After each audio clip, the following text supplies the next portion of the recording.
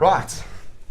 Mr. Grant Oliff, welcome to the Thought Lab podcast. Awesome. Thanks very much. Great to be here. Yeah, thank you so much. I mean, end of the year, right? Literally, are you working next week?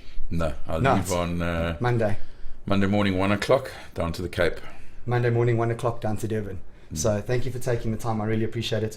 I know it's right before December, but you guys are busy with some really cool shows, and this is what I want to chat to you about.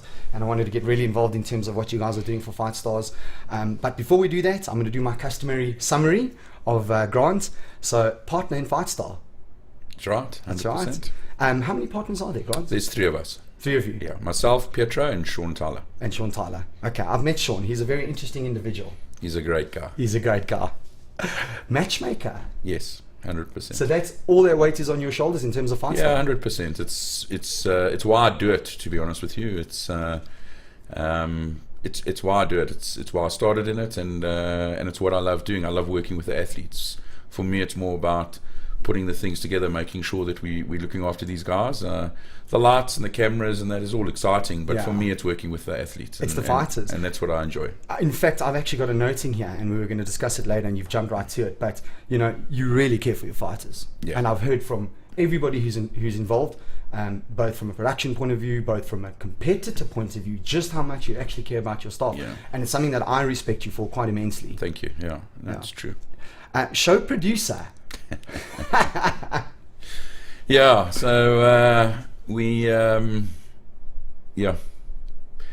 got bundled with it. We sold it, and we deliver. When we say we're going to do something, we try and deliver. And we needed a producer, and I have a vision in my head on where I want to take Fightstars, and everyone around me just supports me and is amazing. So they let me do my thing and run around, and I moan and groan, but I put the show together, and it works, so but producer of Fightstars and producer of your new show you actually do, called Searching for a Scrap. That's right. So okay.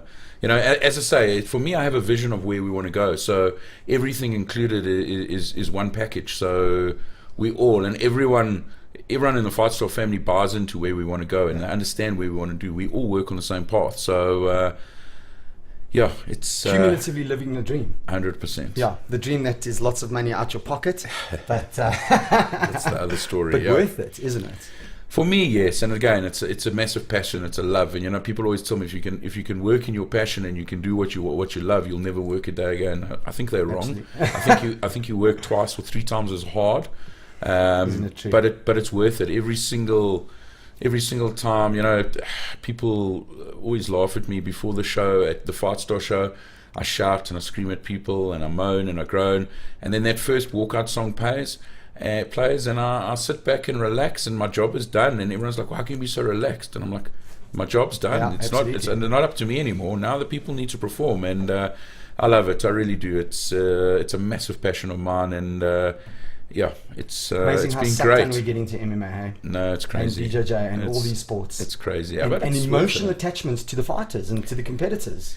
Yeah, well, for me, it's really, really hard because I deal with all the different gyms and all the different fighters and athletes, and you know them. I know them personally. I know what they're going through. I know what they're dealing with and things like that. So even when you set fights, the worst thing for me is an injury. And I hate it, but it's part of the game. And I get upset with what I've done sometimes, but it's part of the game, and I'm lucky in the sense that I don't have to sell my fights to the athletes. I think they believe that they want to fight the best, and they believe in me. So when I tell them they've got an opponent for them, and I give every club, I give the choice. I give the manager the choice to take the fight or don't take the fight. It's as simple as that. Yeah. But the guys believe that if I think it'll be a good fight, generally it'll be a good fight, and a lot of the time I'm right. It's nice to say that, but a lot of the time I know what's going to happen. Yeah, humbly so. So I know what's going to happen in the fights, and a lot of the time, I think if I think back on the Fightstar history, I think I've been disappointed with 3 fights, which is crazy for me. And those are 3 fights that I really thought were going to be great. If you had to guesstimate how many fights you've had in total? Yeah, take a flyer. So we're on Fightstar 27 now, and we do on average 17 fights a show. It's a lot of fights. We've put a lot of fights together. So, but I remember fights, and I know fights that have happened, and I mean the other day we were away with the team in Bahrain, and JT Bota told me he fought on Fightstar. He made his debut on Fight, and I was so upset because I don't remember him. And it got to me, and when I came back to South Africa, it was the first thing I did. I went and found his fight, and I do remember him now. But I was so upset because he's a great talent, and usually the guys that perform and do that stick in my mind, and I chase them. And he was fighting for a different club and things like that. But that's the thing with me, is that I like to see the talent, I like to see what's coming on, and then I like to see what the clubs do with these guys. Yeah. And the progression. That's the beauty. You see the guy walking in his first MMA fight, and the jitters, and his game plan falls to a ball of shit, and everything that the camp has put into him falls over, and 2 fights later, it's a little bit better. 3 fights later, it's a little bit better. 4 fights later, the guy's really beginning to develop his own style, beginning to develop where it is that he wants to play ground, stand up, what the fight, the camp has put together for him, and seeing that being executed. 100%. It's so rewarding. It is rewarding, and it is that growth path that you follow through. And I mean, I follow athletes through from their first fight. I still chat to a lot of the athletes that are fighting tomorrow night at the EFC. They've messaged me, I've messaged them, given them what I feel about their opponent. I chat to the guys, and just because they leave Fightstars doesn't mean they leave my world. But this brings me on to something I want to discuss with you. I've heard that Fightstars is there for the amateurs, and that's its goal. And that is what you want your goal to be. That's the actual goal of the organization. And it is a stepping stone for the guys to go to UFC, hopefully start going abroad or whatever the case may be. And is that your position? Yeah, we're a stepping stone. So Fightstars is about developing talent and creating opportunities. So my focus at Fightstar will always be the biggest stepping stone, and no one can take that away from us. Absolutely. But we need to open opportunities for athletes internationally and at different promotions, because at the moment in South Africa, there's only one opportunity, and the UFC are doing a great job, but there's only one opportunity. So we've got athletes that are sitting around for 2 years, that are having 1 fight or 2 fights in 2 years, and it's not right for the athletes. The sport doesn't grow, and the sport needs to grow in order for me to keep producing talent, and outside me producing talent. It's not me that does anything. The clubs and the gyms do it. But you provide the platform. But I provide the platform and the levels, and keeping the levels high. So our aim is to find opportunities for athletes to go and make their way around the world. My biggest dream is to sit back and go, I had a youngster, Rudy Ruetz, or one of these guys that fights in the UFC, and that becomes a challenge. JP Bass fought, and he's had more fights at Fightstars than he has at EFC. Right. So, but I mean, you've got some. Let's talk about it. Jason van der Merwe, right? He's gone from your production to the UFC. Rudy Ruetz. Yeah. Who else? Oh man, the list is massive. At one stage, I think if you look at the EFC roster, I think there was close on 80% of them fought it through Fightstars. So it's massive. What a platform! It's massive. And what is your relationship like with EFC? It's a bit rocky. But I'm an opinionated guy, and I believe that they're doing a great job. Don't get me wrong, and I think they're promoting the sport fantastically and things like that. And but I believe that they should be doing different things, and they don't have a great opinion of amateur MMA. They believe that we're making money out of athletes, and that for me is that they don't see the bigger picture, in my opinion. But again, it's 2 different platforms. We're seen as a competitor to them. I think we're a long way away from them, and they don't really bother me. Fightstar's got a mission and a dream, and we'll get there. And no one's going to stop us or do it. And it's not going to change because of new people on the block or old people on the block. We are only driving for one thing, and that's, as I say, is we want to create champions, but we want to create international champions. Yes. And for me, overseas, get them into the big productions. For me, the amateur market is where the talent sits, and where people grow and where people fall in love with the sport. As a pro athlete, really, there's a handful of guys that are actually making it and a good living in this country. So, we've got at my last fight card, I could have put on 30 fights. we've got a pool of athletes that need to that are coming through, and we need to develop that. At the gyms, when we do grappling competitions, and you'll know, the juniors is massive. I can't believe the juniors. We do a grappling competition, we've got 20 juniors that want to fight. Are you going to do light MMA? And I mean, I'm not a big fan of light MMA, but are you going to do this and this and grow the sport? For me, the sport is growing from the grassroots and from the junior section massively. We need those opportunities when they still want to start turning pro, and we need that money to start coming into the the money big time. And the problem is the guys that are signing at the EFC promotion are fighting twice a year. They're not getting exposure. They're not getting anything, and it's not that we're giving them great exposure or doing anything better, but we need to work to get those guys where they can turn professional and they can sustain this. Because they're not going to get to the levels of the international standards unless they're training, and unless they're working hard. And it's difficult. You've got guys that are working full-time jobs. You've got guys that are doing, we spoke about earlier, fighting for the love of it, which is great. Danilo Lysov did it. Liam Cleland did it. It's great. It's awesome. But you've got guys that want to be professional fighters and don't want to go and study and don't want to do this. And, so I look at it as the same as a rugby player. You've got an opportunity 4 years after you leave school to go and make it as a professional rugby player. Why can't MMA athletes get that? And that's what I want to make sure, is that eventually we get that right for an MMA athlete, where they can give the sport a proper go. And with that, our talent will go through the roof. Yeah, you're the bouncing board. That's what you are. So, yeah. Yeah. If you could give the EFC one word of advice, what would it be? Sure. I could give them a lot of words of advice. But to be honest with you, I think they're doing a great job, and they're a great they are a great platform. And for me, it's important that they're there and that they're building and they keep doing what they're doing, because that's the most important thing, is that what they're doing with their show tomorrow night and their series and things like that is growing and doing it and things like that. And they need to keep going and keep doing what they're doing, you know what I mean? And they are. What I don't understand is, in my mind, you guys are basically playing in two different demographics, and you're not competitors. Well, we are competitors because we're after the same sponsors, we're after the same public, we're after the same everything, and it's a small market. Okay, I understand that, but also having said that, if you guys aren't there, right, where do the amateurs get their entry? Vice versa, if they're not there, where do the amateurs go to in terms of pros? So in terms of what I understand, take away scarcity mentality, this is a symbiotic relationship, and it needs to be developed and it needs to be cultivated, because at the end of the day, this is not about us, this is about the athletes 100%. And what's good for the country. And I know this because I've had a lot of my coaches, I've had a lot of guys who have trained overseas and trained with the best of the best, man. I've got guys that I know that have trained with Marcelo Garcia, one of the best Brazilian Jiu-Jitsu guys in the world. South Africans are tough. 100%. We've got it in us. It comes from our ancestry. It comes from who we are. We love fighting. We love brawling. We're tough guys. Our grappling, I've heard, is very physical, and 5 years ago, not as technical. Now, as technical. Well, I can see the levels gone through the roof.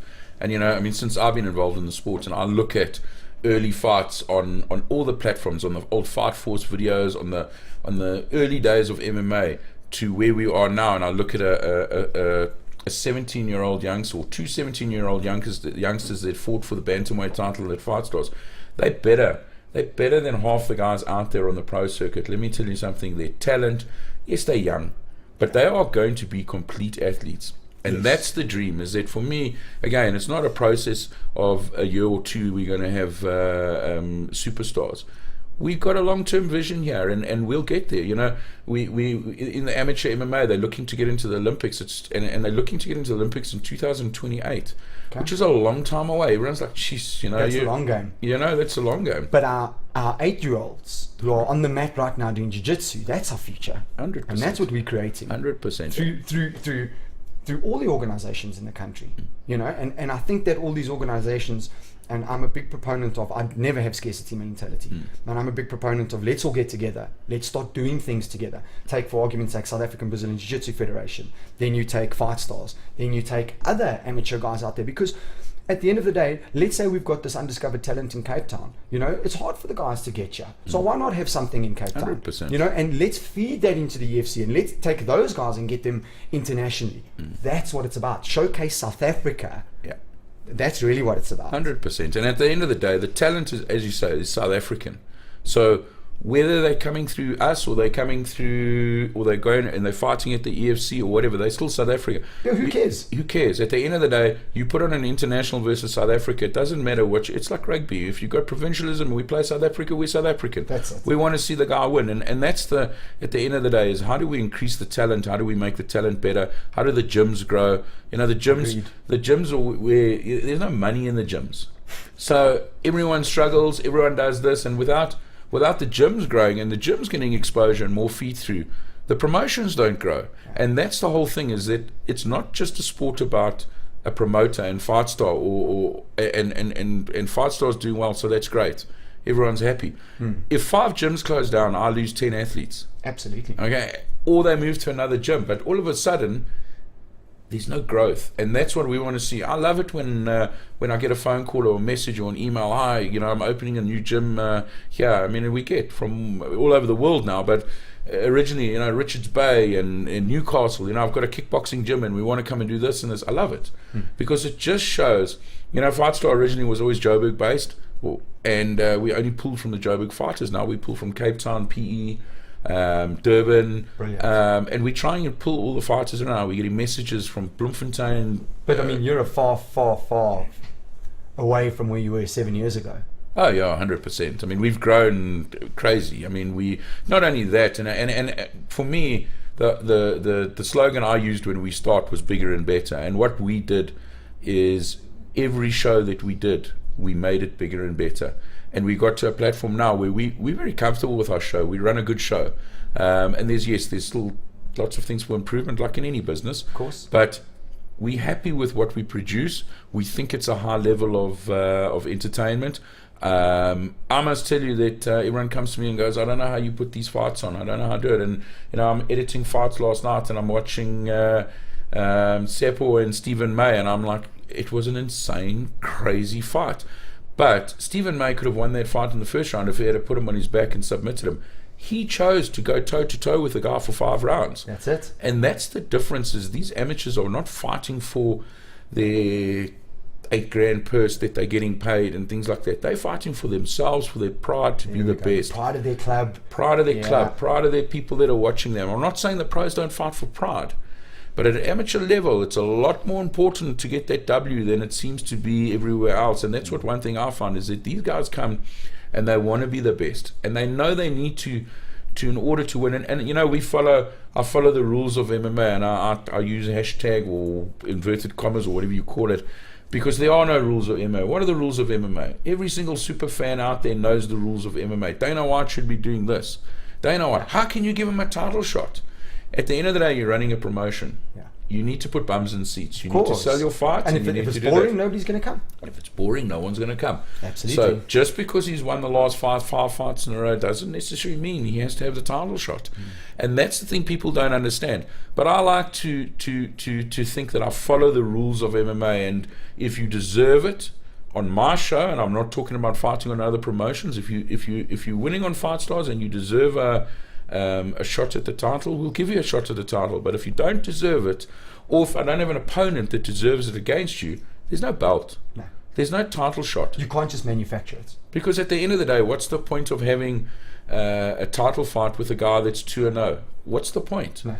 It doesn't make sense. You haven't earned that shot. Absolutely. You need to go and earn a shot. That belt needs to be valuable. You have to go through your stripes, man. That's what you have to do. It's as simple as that. That belt has to be valuable. So, in order for me to make, I mean, the first we did a title fight in our first in Fightstar 1, and everyone was like, "How do you do that?" But we chose BB. He was 6-0. Okay. Against Jordan from PE that was 7-0. Okay. Jordy from PESFA. Yes, from PESFA.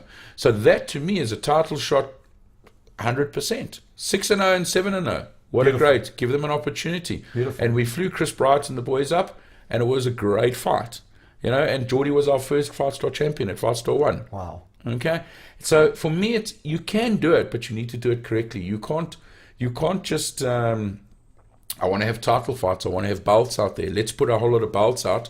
Okay, great. You've had 2 fights with me. You're going to be a champion. Or, you're a flyweight. Let's do like a flyweight. I don't have flyweights. So how do I do a title fight? can't. Because who's going to fight the champion? The next fight doesn't happen.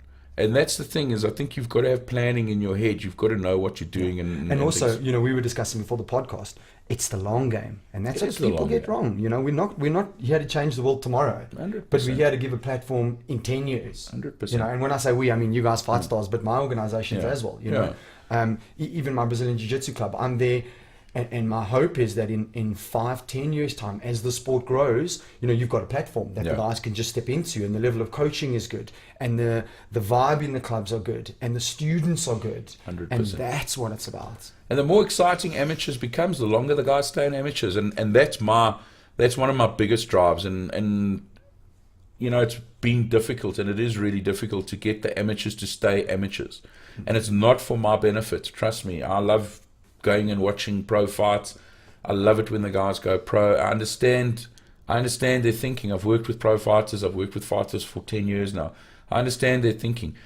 But the rest of the world don't go pro after 2 fights or 4 fights. No, you have to earn your stripes. And the problem is, you know, if you don't allow that gestation period, that maturing period, the guys go into pro, and they can harm themselves, they can injure themselves. All of a sudden they're out. You've got a young budding guy who could have gone on to be absolutely incredible, but he's trying to rush the process. And the process is there. You've seen it, you understand it, you know it. So basically what you're saying is, trust me, guys. Yeah, that's exactly what I'm saying. And it's like, you know, some people I understand. It's a financial decision. I need to be a fighter. But again, you know, you're going to go pro. You get paid peanuts when you go pro. Let's be honest. It doesn't matter if you fight for me or you fight for the EFC. It's not real money to fight. I know what it takes to do a camp, you know, and those are things that will hopefully improve as sponsors come on and as people are prepared to spend more money with the athletes and things like that. But the financial gain of becoming a professional fighter is not a real option. That's not the draw in card. my mind. And again, some people might say it's different, you know. They need to go and earn the money and things like that. For me, it's the dream of the athlete about being a pro fighter, and that I understand. Yeah. But again, you know, should you do it after 4 or 5 fights? I don't think so. I think you should go, and there's opportunities opening now for amateurs to travel and to fight abroad and to fight international opponents. Correct. You guys just did something with IMAF. That's right. We've just been to the World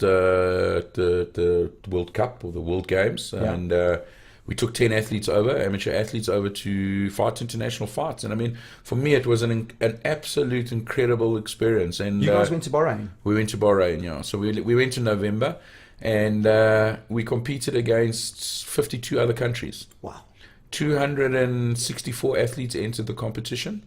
You fight. That's incredible. You fight Monday, Tuesday, Wednesday, Thursday, rest day, Friday, and Saturday's the finals. If you get through, you fight every day. It's an amazing, amazing event. It's an amazing tournament. It's an amazing experience for the athletes. I mean, you know, some of these athletes had never flown before.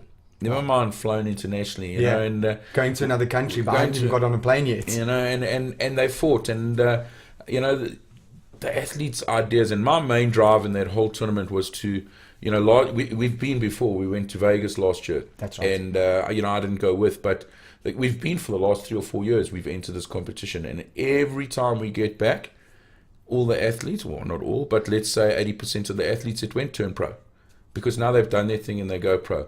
This year is the first year that I can honestly say I believe, and I might get proved wrong, that 70% of the athletes will remain amateurs and try to compete again next year, because we delivered them a message to say, this is what's out there, guys. It's not only about going and becoming this. Correct. Look what is out there.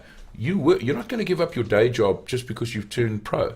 You're Most certainly not. But what's going to happen is the training's going to need to intensify, the money's going to need to intensify, the camps are bigger, the pressure's there. 100%. But if the more people stay amateurs at that level, your training will intensify anyway. Yeah. And the level closes between amateurs and between amateurs and with pros. The level starts to close. And the thing is at the end of the day, it's not about a fight purse. In my mind, it's not about a fight purse, because Gordon Rootman's a perfect example. Gordon Rootman made more money as an amateur than he did when he first turned pro, on sponsorship deals, on things like that. He marketed himself as a fighter, as an athlete. Whether he was pro or amateur, no one cared whether he was pro or amateur. His name out there, Gordon Rootman, people knew. The Rage, People knew him. I'm a rager. It was from early days. It wasn't just a thing, oh, now I'm a pro fighter. Let me start working. Athletes need to be working from amateur on getting their name out there with regards to who they are. Yeah. Because people come to see it. People buy tickets to go to Fightstars to see who's fighting. Of course. And their names need to be out there. So in business, we talk about creating or developing your personal professional brand. And I think what the fighters often miss is this personal athletic brand, you know, 100%. or personal MMA brand that they need to create there. You can't just sit in your bum, do a couple of fights and expect the sponsors to come pouring in. 100%. You've got to hustle. You've got to do the work. You've got to put in the effort. You've got to put in the social media effort, put in the time, be professional, be humble. You have to, as hard as you train, you have to work on your brand. PR. And you are the brand. You're an athlete. You're an amateur or professional athlete. You need to work on your brand, and your brand you need to get out there.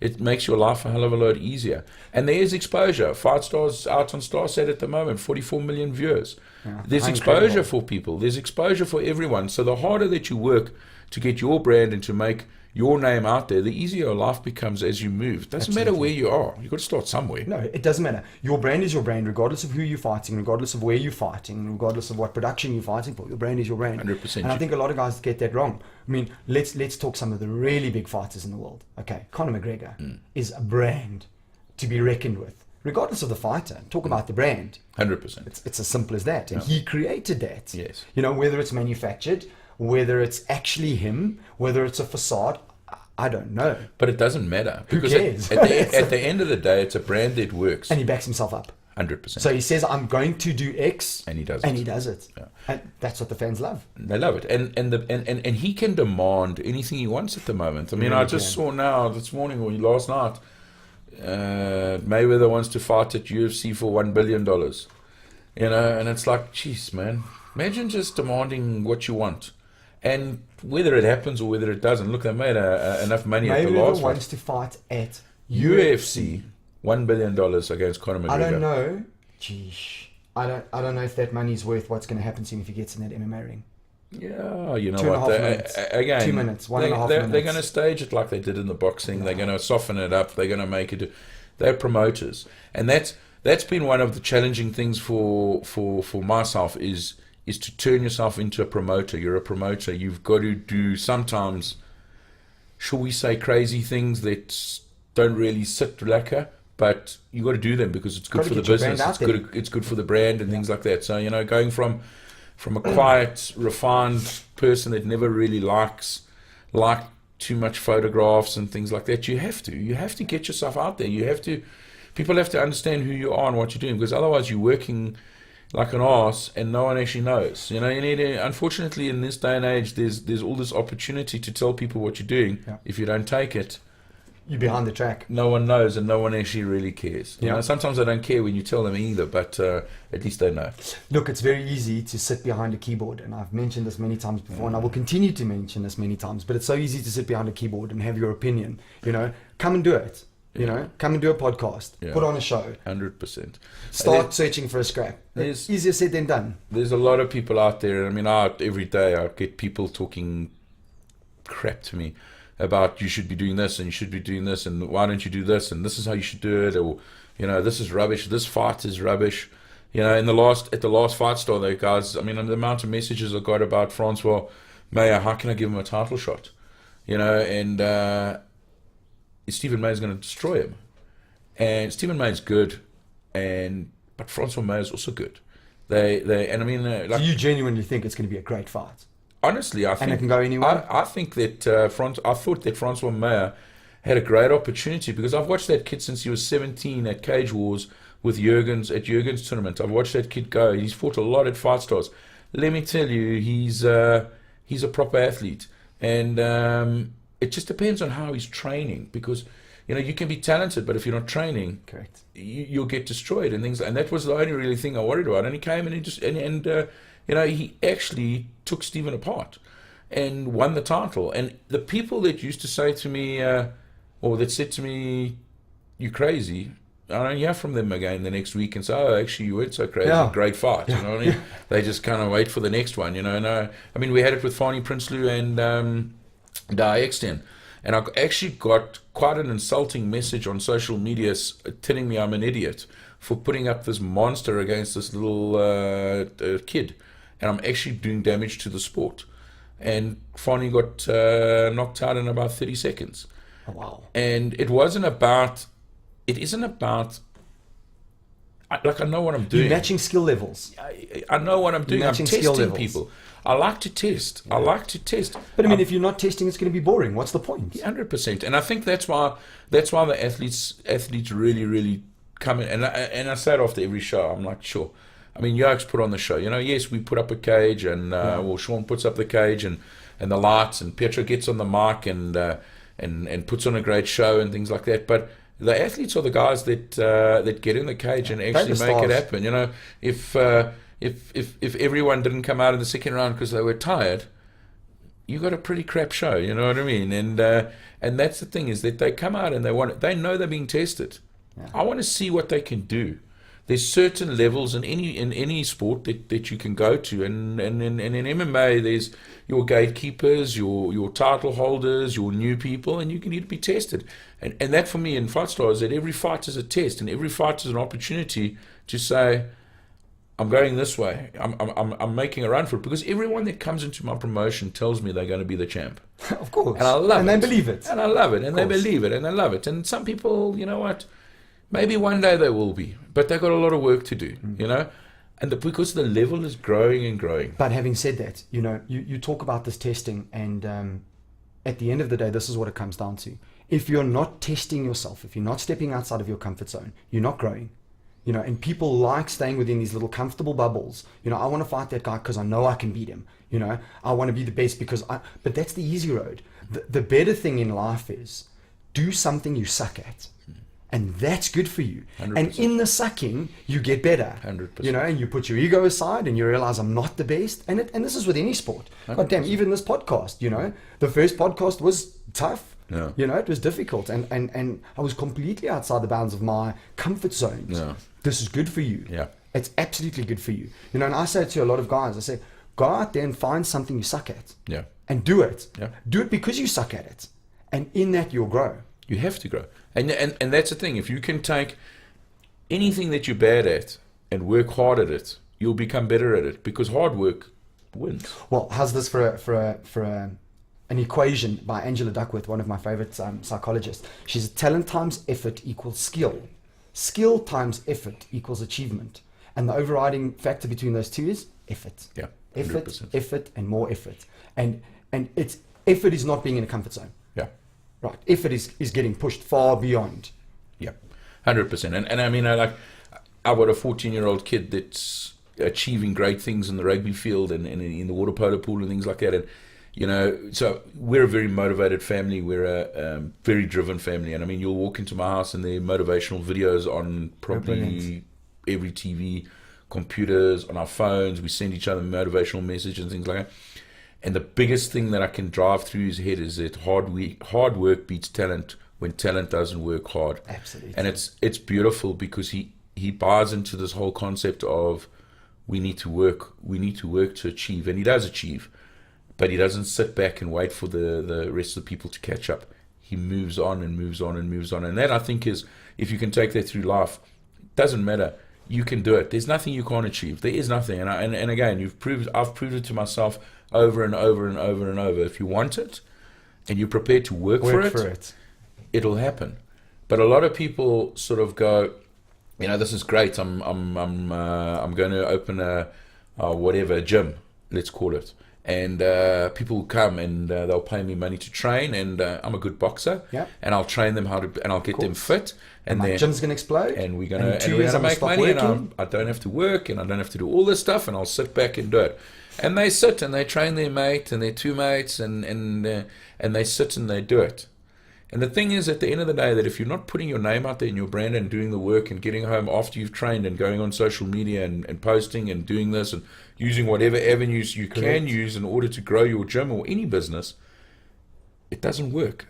And never mind that, so many guys just don't even realize the hard work. You know, I run a management consulting company, and I'll often get home at, let's say, 6-7 o'clock in the evening.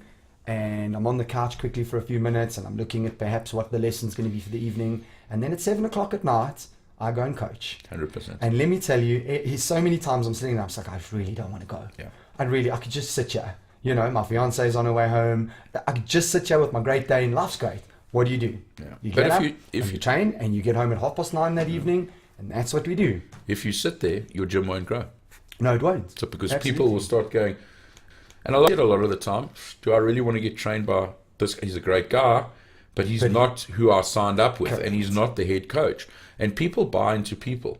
So for me, it's important that People buy from people they like. Yeah, 100%. People buy from people they trust. 100%. Martial arts is no different. No different whatsoever. You're not going to want to carry on training because all of a sudden you've got a youngster that's training you, and you signed up with a proper coach, and it's not that he can't show you things, but you signed up for the black belt, Of course. and now you're getting the white stripe belt. You know what I mean? It's not really the same And as thing. long as that is the exception rather than the rule, I 100%. think you're fine. You know, I mean, I travel and I go to my club in Mauritius, and then, you know, one or two of the guys will obviously help me out, or it's JP Kruger, or it's JP MMASA, or whatever the case may be. But that is the exception rather than the rule. 100%. I'm there, I'm training, I'm doing what I have to do, I'm coaching, and if I'm not, I have no club. You have to be in your business to make it successful. Of course. Go and sit on the couch, and Yeah. it won't Wouldn't it be successful. nice? It would We'd be all be great. successful. Everyone would be fat and rich. Fat and rich. So I want to speak to you about something else, because we're still going, we completely digress, and that's fantastic though. Academy for Future Stars. What is that? I'm very fascinated to hear. So, one of my dreams is to set up an academy or a training center for juniors, and I'm talking all sports specific. Yes, so this is blanket sports. This is blanket sports. So my idea came through training my son and helping my son develop into an athlete, and he is an athlete. In what discipline? In rugby and in water polo. So he represented the Lions this year. 13 years old, came from, 3-4 years ago, B team rugby player, and decided one day, that he wants to make it. And we put him and his mate and a couple of his mates through this program, and we trained them. And it's a lot of training, but it's a lot of motivational stuff and goal driven, and it's not just about doing push-ups and pull-ups. Of course. The mental game. It's the mental game. And my one of my dreams is to take youngsters and help them from, call it 12 to about 17, 18 years old, get through those stages, because that's when most people fall out of sport. And that's where we're losing a lot of our talent and things like that, because they get girlfriends and movies are better than training, and now they sort of go, a little bit of alcohol. a little bit of alcohol Yeah. comes in and things like that. And The those party. years for me are key years in any sportsman's development.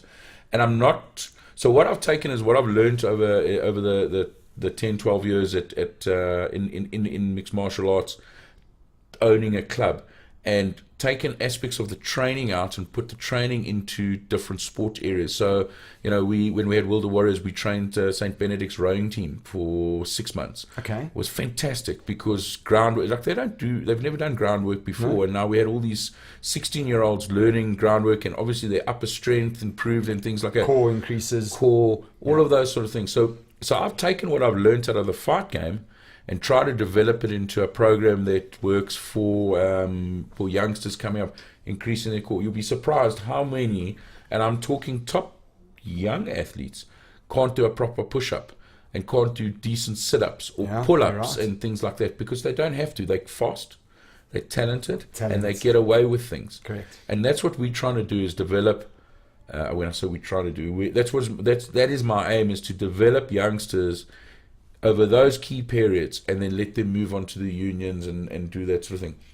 So if I had a young kid, which I actually do, I'd love to discuss him. His name's Tristan Williams, and he started doing jiu-jitsu with me 2-3 years ago, and he's turned into a little absolute beast. I think he's 13 years old. Next year goes to high school. He's going to boarding school with Andy, Andrew Van Zyl. Yes, Parktown, Parktown Boys High. and he's playing for the Falcons, if I'm not mistaken, Nice. rugby, right? So let's use him as an example, okay? Is that the type of athlete you're looking at, or you're looking at somebody who doesn't have that, more grassroots, and how would I get involved in the organization if I wanted to bring somebody into that organization? I'm basically looking at youngsters that want to be professionals. Professional sportsman. So their dream is to be a professional sportsman. And again, you know, when you're 12 or 13 years old, you dream about things. Of course. You dream about things. And for me, you know, when I was that age, I wanted to play professional football. You're preaching to the converted. And I did. I wanted to be Ryan Giggs. Exactly. And I followed my dreams and I played pro football. And for me, it's about... You at played that pro age, football? yeah, I played pro football. I played for Durban City, 1988 for 2 years. Okay. Yeah. So when I was 16 Not just years a dashing face. old. No. So yeah, when I was 16 years old, I was playing pro football. Okay. And that's the whole thing. Is that for me, it's a case of, you know, your parents tell you. And I've got kids, so I know what it is. You're going to be an accountant. You need to study. You need to hard, and you do need to study hard, and you do need to do that. But I believe in this day and age, sport is a business. It is, and we can make good money. And out you of can it. make good money out of it. And if you've got talent, why wouldn't you give it an opportunity? So if I wanted to get in touch with your organization, how would I do so? How would I... We've got a Facebook page going at the moment. It hasn't really got legs at the moment. We train. We do with my boys at Cares. So we did a nice training program for the Cares under 14 rugby team. We're doing for the water polo team. We sort of do groups at the moment where we come in and we do a structure. We do some activities with them, and then we do training sessions. And I use my connections in the MMA world network, in order yes. to my network, and I bring in the top wrestling coaches, and I bring in striking coaches, and you know, JP Kruger actually trains at one of the rugby programs that we work with, Titans Rugby. Brilliant. I'd love to get involved. And he comes and does all this sort of stuff, and it's about not turning them into fighters, but it's about, you know, contact sport is funny because I watch a rugby game and the guys are a little bit nervous to tackle. Whereas BJJ or wrestling, No problem. they don't have a problem to lie and Absolutely no smash each problem. other around the place. So if we get rid of that fear of that contact, all of a sudden in the water polo pool or in the rugby field or on the hockey field or on the football field, that fear of being manhandled is gone because you've had that contact Well, now. there's nothing within each of their respective sports. So let's talk about water polo for argument's sake, which we know is very physical, right? But there's nothing that's going to happen in that pool that isn't going to be 10 times the amount on a jiu-jitsu mat or in a boxing ring or in a Muay Thai club. You know what I mean? So now you're going there and you're like, whatever you can throw at me, guys, this is nothing. Yeah, I can handle this. 100%.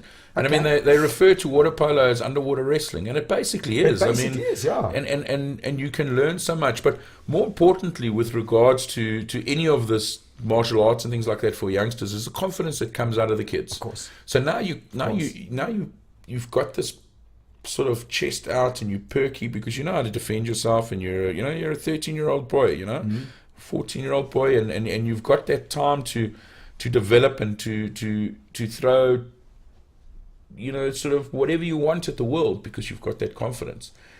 And the training that comes with it and the belief program and as I say, the goals. Again, recently when we were in Worlds, there were young athletes with me, and I asked them, what are your goals? What are your goals for next year? I haven't really set goals. I don't really set goals. Big problem, Okay, so how do you achieve things?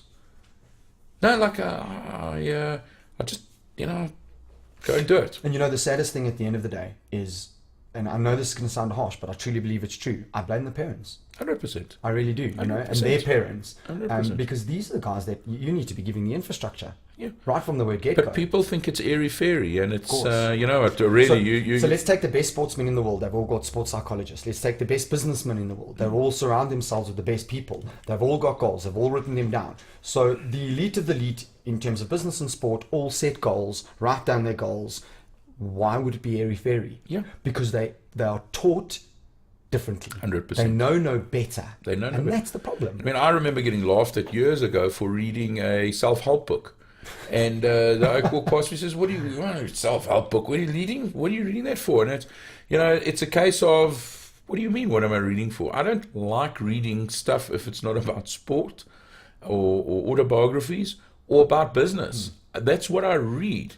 So I don't read a story about some oak that climbed up a mountain and had his village or whatever. I read stuff that helps me, and what I can learn from it. And the thing is that if you're not prepared to look at yourself and try and achieve things or set goals for yourself because you think it's airy-fairy and you're just going to go, I can tell you now, in 3 years' time you'll be in the same situation. You might have got a lucky break and fallen over an opportunity. Yeah, the exception rather than the rule. What will probably end up happening is you'll be working for a boss. 100%. And there's nothing wrong with working for a boss if but that's not if what it's you want. not if it's your dream to be a sportsman. But if my big thing is, not if it's a dream to be a sportsman, you can't. And my big thing is that I want to ask people that don't have goals, do you have dreams? Because a goal is a dream with a deadline, It is. But the problem is we don't even get taught how to set goals. No. I mean, I do a lot of consultancy, and one of the things I do is a goal setting course. Yeah. Before the goal setting course, I've got a course called MetaMind. And MetaMind is all about understanding the power of habits. And then I'm going to take the word habits and say addictions, because it's just everything's addiction, right? So we look at addictions, and then straight after that, we actually look at how to set habits. And most guys, and I've done this with hundreds of people, most guys sit there and they're like, oh wow, and how do you not know this? And I mean, taking it even a step further right now, the world's information is sitting on a telephone. You can pick up your cell phone and you can go anywhere and you can download books. I mean, I've got audiobooks and podcasts and books, and I consume information because guess what I get to do? For a nominal amount of money or for free, I get to learn from the best in the world's mistakes. 100%. OPM, other people's mistakes, learn from it. Yeah. I mean, how fantastic. It's great. I know, but we'd rather play games. Yeah. And Facebook. Yeah. And I mean, Facebook's cool. Yeah, I learned a lot from Facebook, sure. I learned how many keyboard warriors there are on Facebook. Yeah. Hey? Yeah, 100%. So, husband. Yes. Wife. Yes. How long have you been married? 15 years. 15 years. Yeah, 15 years. And you've got how many kids? I've got 3 kids. I've got Carl, who's 14. I've got Matthew, who's 9. Polo? Yeah, water polo rugby. Matthew, who's 9, water polo rugby. And Lexi, who's 6, who's top swimmer. Yeah. Top swimmer? Yeah. Okay. Yeah. I'm assuming, and I'm just taking this for granted, that obviously they're going to go into Brazilian Jiu-Jitsu. They already trained. So Matthew trained. All of them trained with me at World of Warriors. Yeah, and Matthew trains, and Carl trains at Fight Evolution now. And Carl will never fight. He's not a fighter. He's not interested. He likes the training side of things. Mm-hmm. Matthew maybe a little bit more intellectual side. No, I wouldn't say that. I just he did karate. He started in karate, and we entered in competition, and he landed a punch, and the kid got a blood nose, and that was Carl. He didn't want to do karate anymore. He didn't want to hurt people. So more of a pacifist. Whereas Matthew, on the other hand, and I got pictures of him training with the Burskis and that at World Warriors, and after 2 training sessions, he came to me and he said he's ready for a fight. Can I find him a fight, please? And this was when he was 7 years old. What? And whether he does or whether he doesn't, it's not important for me as a parent. I mean, my wife will kill me, my mother will kill me, but it's not important for me. There's no better way and there's no better training than MMA training, and I include the boxing, the jiu-jitsu, the wrestling. I include all of it. There is no better training out there. You can go to the gym, you can lift weights. We've all done it. I do it. I like swimming, running. There's no better training. There's no more. There's no way to get fit or to get into shape that's more fun than what we do, and people don't realize that. And when they start going, they start understanding and seeing how much fun it is and how exciting it is, and what everyone always talks about, brotherhoods at the gym and families and things like that, and it is, because it's something that you go through. It's a shared experience. It's a shared experience that no one else understands. Correct. So when you go to Planet Fitness and you bench pressing 100 kgs and or I don't know even what's big these days, 200 kgs, and everyone's looking at you going, sure, one day when I'm big I want to do that. No one cares. No. But when you're doing your first armbar, or your defense of your first armbar, or you land an uppercut, or you work out how to do a switch kick, the guy that you're training with is excited. Yeah. The coach is excited. They're part of your development. They see you when you really suck, 100%. and they see the development and the growth, and there's a lot of power in that. That shared experience and that shared growth. No, I see it. But I mean, I also think it's important for coaches to in all walks of life, but specifically in ours, you know. So for MMA, typically you would go into a fight, and for Brazilian Jiu-Jitsu, typically you would go into and compete, right, at whatever platform. I've got guys, man, really, really, really good, but they're never going to fight. Yeah. They're never going to enter a competition, and that's cool. I'd like them to because I believe that they should, but they're not going to. Yeah. And I'm okay with that. Yeah. You know, as long as they come into training. I got one guy, he's really tough. He's a blue belt. He's really, really tough. And this kid would do incredibly at competitions. Refuses flat blank. Okay. That's your environment. I've created it for you. You be happy. You be you and I'll be me. Yeah. And other guys who want to go on and compete and perhaps go into MMA or whatever the case may be, that's also okay. Yeah, 100%. You know? But it's not always about us. It's about them. 100%. And I mean, I walk around the gym looking and I go, you know, the guy walks in and, geez, he can throw a good jab. Do you want to fight? And everyone looks at me and goes, Grant, stop it. Come now. on, It's like, come on, you know, Grant. we need to grow the commercial side of the gym as well. Okay, sorry, I'll just move on here and things like that. But I like athletes. I like dealing with people that want to be successful because it's easier to work with them. You know, and if they listen and they learn, and it's not that you know you're right, but you know it works. It's not the only way, but it works, you know, and that's the beauty about what we do is that there's 25 gyms out there, and they all have successful athletes, and their ways work, you know. So the worst thing for me, and it's one of the things that I really hate in the sport, is when you deal with the different coaches and they start telling you, you know, this guy down the road really doesn't know what he's doing. And I look at him and go, you know, you're not the perfect coach either. You know, you might be great at ground, but your athlete stand-up is not great.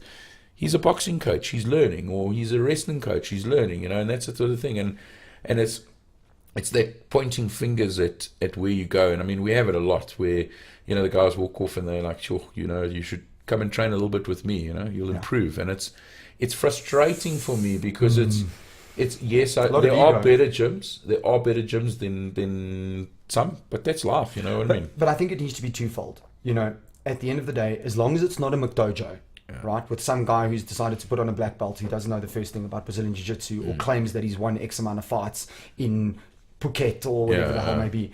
But what we should be looking at is we should be turning around and going, okay, that coach does need help. Where can he get help?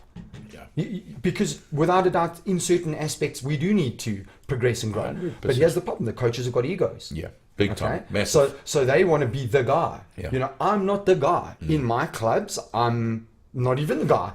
But I'm the head coach. But I go to my coach. And he goes to his coach. Yes. And you have to be humble enough to go, I need to learn. I need to progress. I'm just a brown belt. That's all I am. Little brown belt. In the great world of big jiu-jitsu and MMA out there, I'm nothing. Yeah, exactly. You know, in my club, I'm a high. Yeah.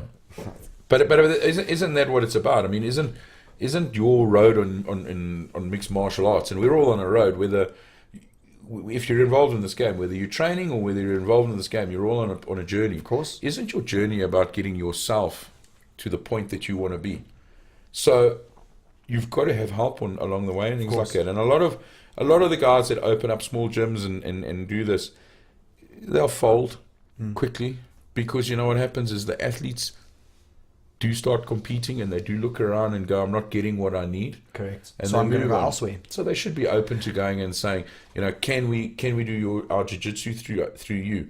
Can you help me? I'm a boxer, so I'll do my boxing. But I have no idea on the ground. But here's the thing, you know, because it's still fairly new in South Africa. If you look at business, you know, I mean, even in businesses, a lot of people have scarcity mentality and, oh my God, I've got a competitor opening up down the road. You know, that's what capitalism is about. And what we need to do is get the idea that these clubs are businesses. 100%. We may not be running them as businesses, but that's what happens. We have competition. And what do you do when you have competition? Increase your service levels. Look at your profit margins. Put extra time in. Work harder. It's a startup. And just because you're there doesn't mean that the club is going to do well. 100%. You've got to go out there and put in the effort, put in the work. Look at it as a business and go, okay, a competitor's opened up down the road from me, right? He's 20 Ks away. Most people aren't going to drive more than 20 Ks to get a club. Most guys, right? So if a club opens up 30 Ks away from him, I've got Artswave in Boksburg and I've got Artswave in Springs. We're 28 Ks away from one another. They are not my competition. We are brothers. We're a part of the same affiliation. If another Artswave wanted to open up in Springs, well, I mean, that's a difference because it's a small town. But at the end of the day, that's it. So why not look at that guy and go, okay, what can I learn from him? Yeah. What is he doing right? What is he doing wrong? Can I help him? Can we grow the sport? Because the more people in it, the better. 100%. But the problem again is we go back to that horrible word ego. Ego. So everyone's better than everyone, and there are a lot. I mean, I listen to a lot of stories about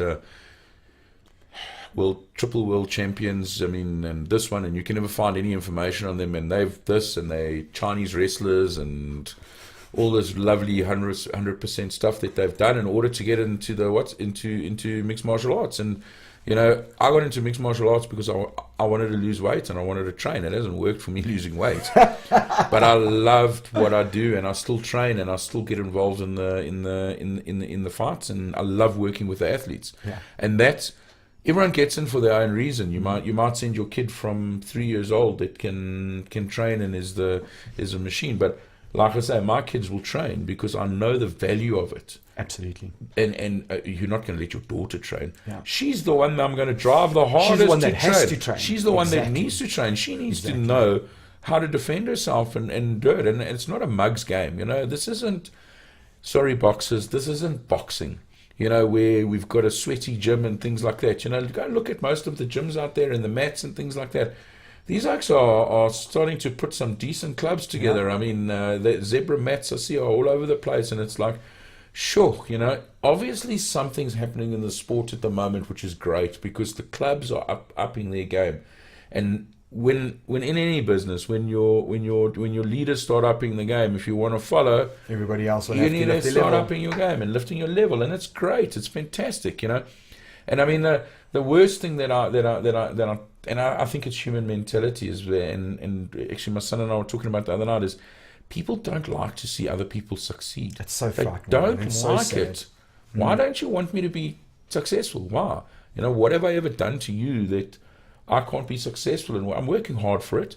You know, you're working hard, you've got a gym. Why can't your gym be successful? I tell you what I think it is. I think it's a reflection on their own failure. Yeah. That's what I think it is. I think people sit there and go, yeah, look how well he's doing. Yeah, it's because of this. It's because of that. Yeah. But if you look at the deeper meaning, it's because they're not willing to, or too frightened to, or do not have the drive to go out and do it themselves. Yeah. Look, it is human nature, and it's a lot easier to be negative about you or the person that's trying to be successful and things like that. And you know, it's harsh because at the end of the day, you know, if you just treat everyone like you want to be treated, we'd live in a great world. Yeah, we would. We would live in a great world because no one would be, you know, they wouldn't follow rule number one. Rule number one, don't be a durs. You know what I mean? And and that's what it is. And at the end of the day, why do we not want Bob to be successful? Why? Because when Bob's successful, he spends more money. There we go. And one day he might spend more money with me or whatever. So if everyone's more successful, we all lift each other. And we don't have that mentality. And I don't know if it's this country or the world or humans.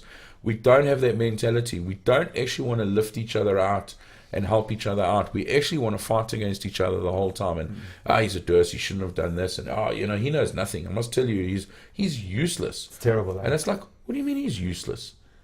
Look at him. He's good. He's decent. He's got a lot to learn. He's not useless. You know, useless is sitting on your couch watching TV. That's useless. He's out there trying to teach people or do things or coach people and things like that. No, he shouldn't be here. Why shouldn't he be here? He's trying to improve. And I mean, I go back to early days in MMA when I got involved and I sat in a meeting with the association and everyone went on about their black belts and their triple this and their, like I said earlier, and they're all this and what do you have? Yeah, I'm not really... I don't really have anything, but I love what I do and I love the sport and I know business and I'm sure I can help. Yeah, but you're not a mixed martial artist. It's like, well, this is MMA, you know. No one's an MMA specialist. There's no rules. There's no blueprint, you know. It's not like karate where you've got to go yeah, or BJJ where you've got to go yeah. And everyone's trying to, we're going to do belts for MMA. No, absolutely Why are you going to do belts for MMA? So this is what should happen. Okay, fine. What have you got to add? What value are you going to bring? Are you willing to learn? Because, you know, you can't have non-Brazilian Jiu-Jitsu guys running things to do with Brazilian Jiu-Jitsu if they just have no comprehension. 100%. Just like with MMA, just like with rugby, just like with any sport out there. Are you willing to learn? Are you willing to grow? Are you willing to speak to the right people? And yes, you don't know now, but do you know? And where does it come from? Is it an egotistical thing? Do I want to make money from this? Or am I doing it for the greater good of the sport? Here's my question back to you. I agree with you 100%. How do you come from an MMA association's point of view now? Now I'm going to defend them. How do I come as an MMA association that wants to put levels of control in the sport, okay, because they want the sport to grow, and come to all the clubs and say, this is the coach that you need to listen to in order to reach what we want to achieve? Because you have to put a head coach somewhere as a technical director or as a director in the association to make sure that all the levels of the clubs go through. The clubs are too far advanced now. Different clubs around this country are not going to listen to one person. Never. Because in this situation, in our sport, your gym, one of the biggest things I had with building an MMA South African team was who were the coaches going to be. And we went through and we fought and we didn't fight. And eventually I just made a decision. I'll be the coach. Yeah, that's and right. I'll bring someone that works with me, but I will be the fall guy. And did you believe you were qualified enough to do that? Well, no, I'm not qualified to be a coach. I can't teach you anything. Well, I mean, I can teach you a few things, but I can't teach you what you guys can teach, the athletes. And then I went to the gyms and I said to the guys, we have these guys for 3 weeks over a year. You're right. Who cares what I'm going to teach them? You know, I'm good at game plans. I know what's going on in MMA, and I'm good at understanding the game. You need to teach them how to do an armbar. You need to teach them how to double jab, okay, and do the thing. I will then take them and look at them and help them prepare and go through like that. But I will work with you.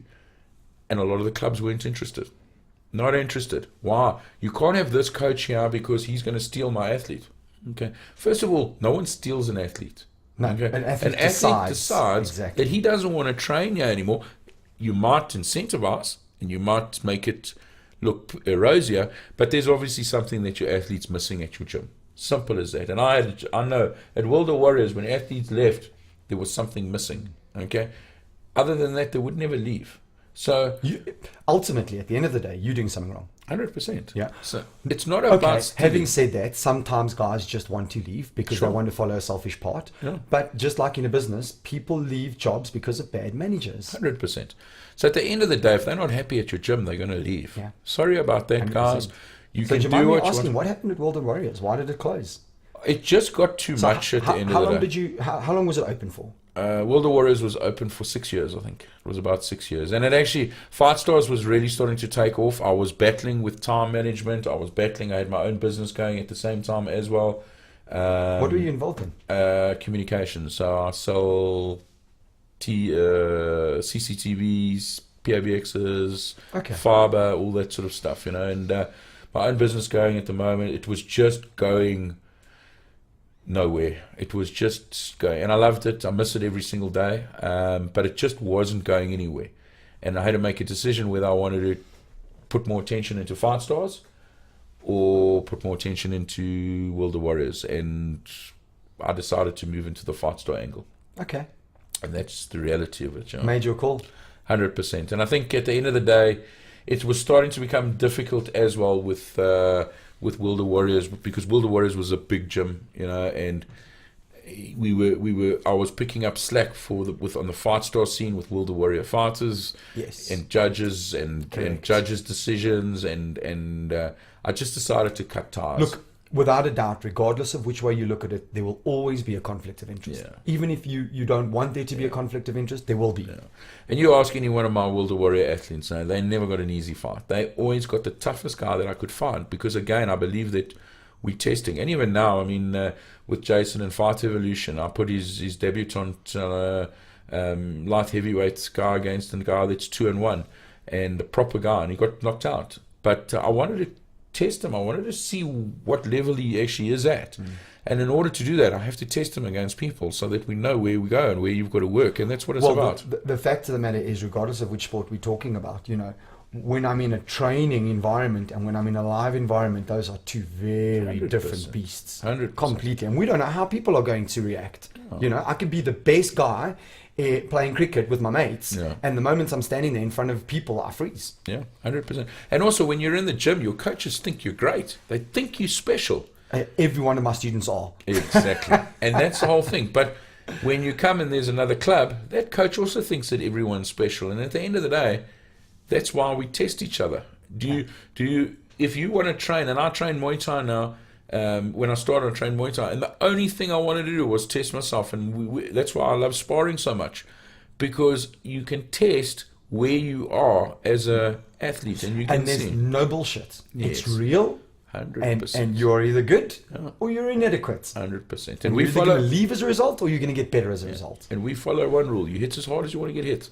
So you create the pace and you go, and and that's the whole thing, is that you can be a superstar in your own gym, but not means even nothing. not even feature in the real world out there in any sport. Of course. And that's what it's about. So you've got to test, and I'm a big believer in testing.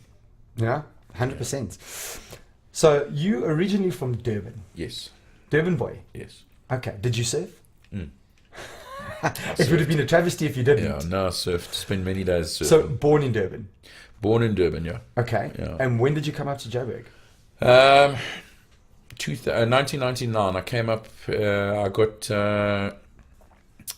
headhunted for a position at Panasonic, and I came up in 1999 and worked for Panasonic for, about 5-6 years, and then in the telecoms game and that. So yeah, that's when I came up to Joburg, and so I've been here 17-18 years now. Okay. Yeah, but I'm still a Durban boy. I still support the Sharks. You still support the Sharks? 100%. So do I. Yeah. I have to admit, though, that a strange thing has happened of late. I'm a Shark supporter right now. That doesn't matter. When I was younger, I was so emotionally attached to all these things, to rugby, to the Springboks. Okay, I'm still emotionally attached to the Springboks because I'm South African. Yeah. But I just find as I've got older, even with fights, as long as they're not my fighters, I've become very unemotionally attached to these things, because I just found that it took up so much energy 100%. to be so emotionally attached to something that you have zero control over. Yeah. It's ludicrous. And I'm going to expend my energy. I'm going to spend money. I'm going to go to a rugby match. I'm going to get into an argument with some guy sitting next to me. Bad mood for 2 days. It was draining. And I just found this almost peace and tranquility in just being completely unemotionally attached. God, that makes me sound so un-South-African. It's not, though, but it is the way that you've got to do it. And I mean, we at my house, we've got a saying, the sun's going to come up tomorrow. It'll be all right. Yeah. And we do. I mean, we watch sport. We are massive sport fans. My whole family is just crazy, and we are passionate about everything we do. My nickname on the tour that I picked up was Smitty Sam, because I'm passionate, so I lose my shit for that time, and I go crazy about Yosemite Sam. Yeah, I got you. And I go crazy, and that's the nickname they gave me on the tour, because that's who I am. That's what I'm about, and I'm passion, and when it comes to sports, the Sharks lost. I used to get a bad mood for 2 days. For what reason? And at the end of To the day, serve what purpose? So what? Now it's a case of next week we'll watch again and we'll see what happens. Because the funny thing you learn is everything in life happens in cycles. When you're up, it's fantastic. But unfortunately, there's going to come a time where someone's going to knock you off that pedestal. Look at the and Lions you have right to work. now. Yeah. Okay. Where were the Lions 6 years ago? 100%.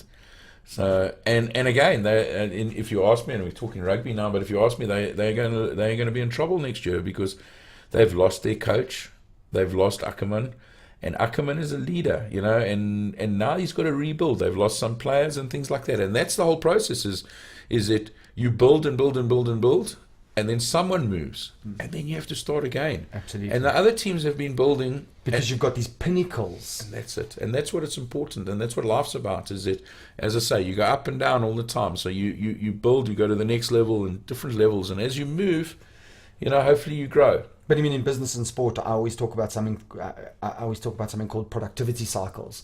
And I say, in certain times you are more productive, and in certain times you're not, and everything works in these cycles. So even in Brazilian Jiu-Jitsu, you know, if you can imagine a scale going from 0 to 100, you've still got your dips and your troughs and your dips and your troughs, so your peaks and your troughs. As long as it's going up, that trough doesn't matter. 100%. But the people, they quit on the trough. Oh, it's too hard. It's too hard. Going up. And life's hard, you know. So life is suffering. You know, if you stop and you don't want to get out of bed and you know, I mean, for me it doesn't work. It's a no-brainer. You've got to go out every day and try and smash things. And as you grow and as you work and as you develop, so you learn, hopefully, you know. And you might make lots of mistakes. I can tell you, I've made a hell of a lot of mistakes, you know. And but at the end of the day, I'm still where I am today because I made those mistakes and I was prepared to make those mistakes. Correct. So have you learned from them? Yeah, 100%. Perfect, because that's the thing. And then here's the thing: are you scared to make them again? Not a chance. I love taking chances. There we go. I'm risky as well. hell. I think society has done us a massive disservice. I think the school systems, I think sports, I think business, management levels, and society at large. And I think it's given us this false idea that we're not allowed to fail. Yeah. You know, failure is looked at, oh my God, he opened a business and he failed. Yeah, but he opened the business. 100%. You know, and I think we almost need to give permission to people to fail. So go out there, try something. Who cares? You know, I've been speaking to a lot of kids around about the 18-year-old mark, and I'm going, what are you guys doing now? And they're like, no, you know, I'm going to take a gap year. Okay, or I'm going to go and find a job. And these are kids that fortunately are in a position to perhaps take a little bit of a risk because they live with mommy and I'm going, start a business. Do something. Yeah, just start a business. Who cares if you fail? Just try something different. You know what I mean? If you fail, so what? Go and get your job. Take your gap year. Sun will come up tomorrow. Sun will come up tomorrow, absolutely. But try. Just try. But again, I'm going to blame it on the parents. 100%. And also, I mean, our school system is a factory. We produce factory workers because that's what we do. And I mean, it's quite hard at the moment. Like, as I say, my son's going into grade 9 at Cares, and it's a grade school, but it's a traditional boys' school, which is where I went to a traditional boys' school. And they drill you, and this is how it works. You know, it's like the old army days where they drill you in this, and you become, you know, my blood is red, my blood is red, my blood is red. I'm a Reds boy. And he's asking questions at the moment, and he's asking, but why is this and that? And it's quite difficult the way I think, because I'm not your average Joe that wanted to ever get a job, and I wanted to play sport and I wanted to travel the world. That's what I wanted to do, you know. And I played sport, and I have traveled the world. So not all of the world, but I've been around. And for me, that's all. I wanted to own businesses. But what did you want to do? You need to be a doctor or an accountant or a plumber or this or that. And I was like, what? Do I have to tell you now what I want to do? Because I don't really know. And the most ridiculous thing is, okay, you're 17 years old. What do you want to do with your life? I still don't know what I want to do. Absolutely. You know, and I mean, Nietzsche said the most incredible thing. He said, if you understand your why, you can weather any how. Yeah. Right? So maybe what we need to start doing is going, right, how do we foster the purpose? Right? And I mean, you know, you're talking about your Academy for Future Stars. I believe maybe that's what you're trying to do. Foster your purpose. Because if I can understand that purpose, hell, I'm willing to go through anything because I've got this passion. But most people don't even know what their passions are. And at the age of 17 or 18, they turn around going, make a choice, go to university, study something for 5 years that is basically going to set you up for the rest of your life. Yeah. Are you kidding me? But I can't even decide which chick to kiss at 17 years old, and now I need to decide what I'm going to do for the rest of my life. And also I see a lot of parents, and they'll go, you know, like my son wants to play professional rugby. That's what he wants to do. He wants to play professional rugby.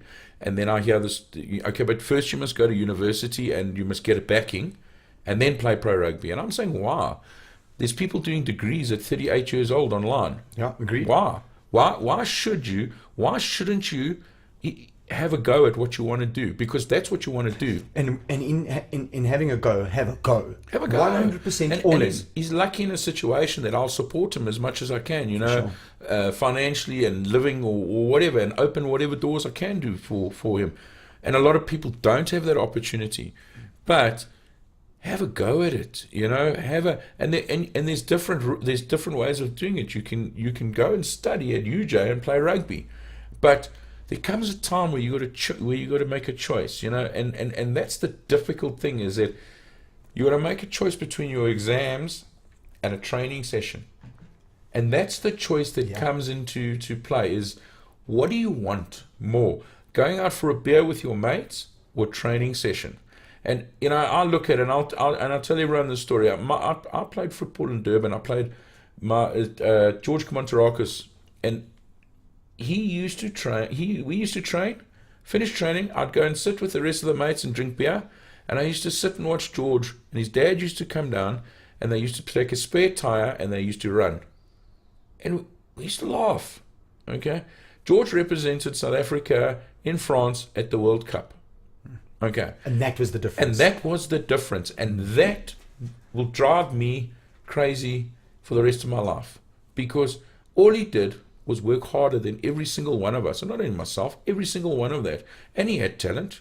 Sure, you have to have the talent. Times effort equals skill. And all he did was effort equals achievement. All he did was work harder. He worked harder than all of us. We chose to go and have a beer and a jaw, and it was lekker. We were living the dream. But now you can take that information. I mean, there's probably one of the most phenomenal books I've ever read in my life is a book by the name of Grit by a psychologist called Angela Duckworth, and I'm just trying to get everybody to read this book, especially parents, because it actually outlines how parents can make grittier kids. And everything is about hard work, dedication, passion. So essentially what these guys went out to do is they looked at West Point, and they looked at Harvard. And the question is, why do some people stay and why do some people leave? Which is the massive question, right? And this book is just absolutely unbelievable. And I just suggest everybody reads it. But at the end of the day, it's about creating grittier.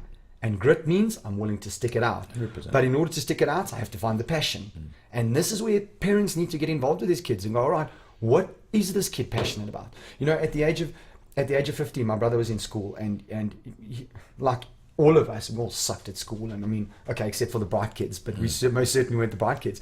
But he picked up a guitar, and he was really good at the guitar, and he really hated school. So I said to him, okay, let's put you in a private music school. And we did that for 5 years. And that was difficult financially, and my life could have maybe been a little bit easier had I not done that. But to what end? I managed to give him the opportunity that I couldn't have, and for no other reason, and not for out of bad parenting, but for financial reasons. I didn't have that opportunity. I got the work because you have to, because we literally need a roof over our head. At the age of 21, I bought my first house, not because it was special, because I didn't have a choice. I needed a roof over my head, and be willing to make the little sacrifices now. And now he's a musician. He's a sound engineer. He's got his album out on iTunes. He gets to follow his dreams. I wake up and I go and work, and I love what I do right now. But he lives a completely different life. Completely different life. His life is entertaining. And we managed to make that happen.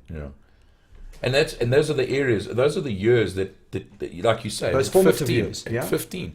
And that's my point. Is that in my opinion, and again, it's just my opinion, I'm not qualified at all. But you're entitled to it. I'm entitled to it, and I put it on Facebook often, But between 12 and 17 are the years where you actually can decide whether you can do this or you can't do this, And that's the thing, is that those are the years where parents actually sort of switch off from their kids. Now, because he's 12, he doesn't need me as much.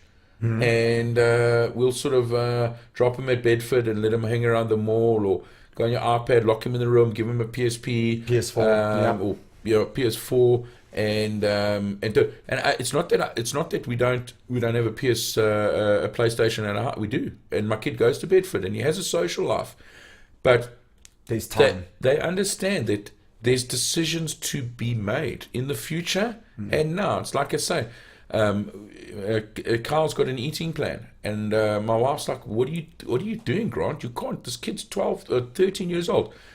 He doesn't follow it. He's got it there because he needs to make the decision to follow it. And he goes. A little bit of accountability there. 100%. He comes off the rugby game, and I say to him, do you want a water? Go get yourself a cool drink. He'll go and buy himself a cream soda because he's a 13-year-old kid. And I'll say to him, you should have got a water. And he looks at me with that, when it's time, Dad. Okay. And it's all right, but he needs to know. People don't educate their kids on what they believe. And again, you're a parent. You understand that you're making a decision on the fly. We've never been parents before, course. so you're making decisions on the fly, what you believe is best for your kid. And if you don't educate them and you don't let them know, these are the pros, these are the cons, this is where you need to go, and this is what you should be doing, and this is what you shouldn't do, and this is what works, and this is what doesn't work. Okay, you've also been a teenager before, so you also know what is not right, what is not like what is probably going to happen, and do that, and you have to guide as hard as you can. And if you guide and do that, and have that open communication, and it's not always that easy. No, and I think it's even harder now because we've got this society of it's okay to be in 8th place. Yeah. God damn it. Yeah, it's not. Are okay. you kidding me? It's not okay. No, it's not even remotely okay. It's not. And I think in weeding out, I don't think that our school systems right now are doing us any service in terms of being or enabling kids to find their passions. Because, I'm still getting a medal for 8th place, right, for swimming. I'm going to be a swimmer. No, you can't be a swimmer because genetically it's just not in you. You suck at swimming, but I want to be a swimmer, and I can because I got an 8th place medal. And mom said I could be a swimmer. Yeah, I can be anything I want to be. Yeah. And I think we need to have these conversations. Yeah. People need to treat young adults, teenagers, with a little bit more maturity. I can remember my dad sitting me down at a young age, and I'd come home and be like, hey dad, I've made a swap. I swapped this kid for this. And he'd be like, you lost. And I was devastated. What do you mean I lost? And he'd sit down and he'd have very, very hard conversations with me to say, this was the value of this and this was the value of that. And, you lost in this equation. Yeah. You might have thought you won, but you didn't.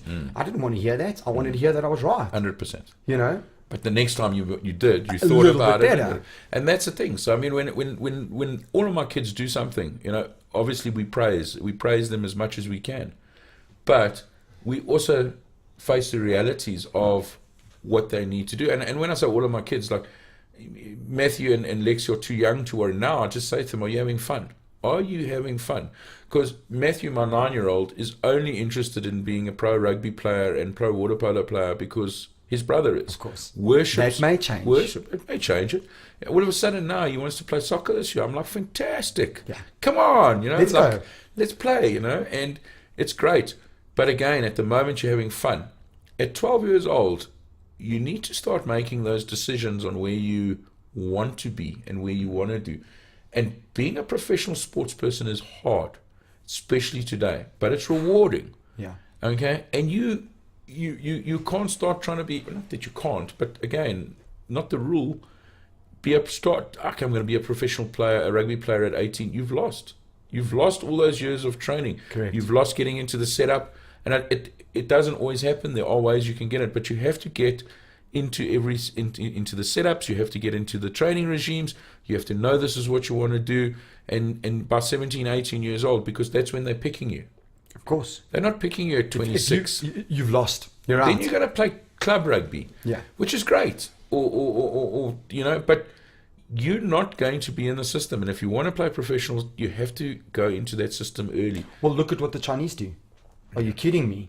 I mean, I don't even know how young, but they put them straight in, take gymnastics for argument's sake, and they put them straight in, and that's what you do. Take them away from their parents. Six hours a day or 10 hours a day. I mean, it's ridiculous. Yeah. Australia are the same thing. They're putting their sports academies are massive. Yeah, they're going around the country. They're finding talent and they're putting them in those sports academies. But I blame massively. So I blame our government right now. Yeah, I mean, and we all know that that's the issue. And there's, by and large, there's nothing we can do except for do our own thing. 100%. You know what I mean? Like, for argument's sake, Academy for Future Stars, Yeah. which I think is great. I think it's such a fantastic initiative. And I mean, we need to perhaps look at pooling our cumulative networks together and see what we can do. 100%. I've got a friend of mine who I've spoken to called Lyle Stevens. He's the sports psychologist of the South African touch rugby team. Yes. He's going to be on the podcast with me. Yeah.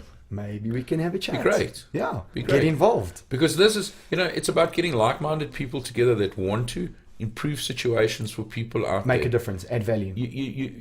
I love working with talented athletes, and I'm not so good with the commercial side of gyms. I'm not so good with the auntie that tells me, but you know what, I don't eat broccoli. It's like, I don't care what you eat. If you want to lose weight, eat broccoli. You know what I mean? Like, it's a reality.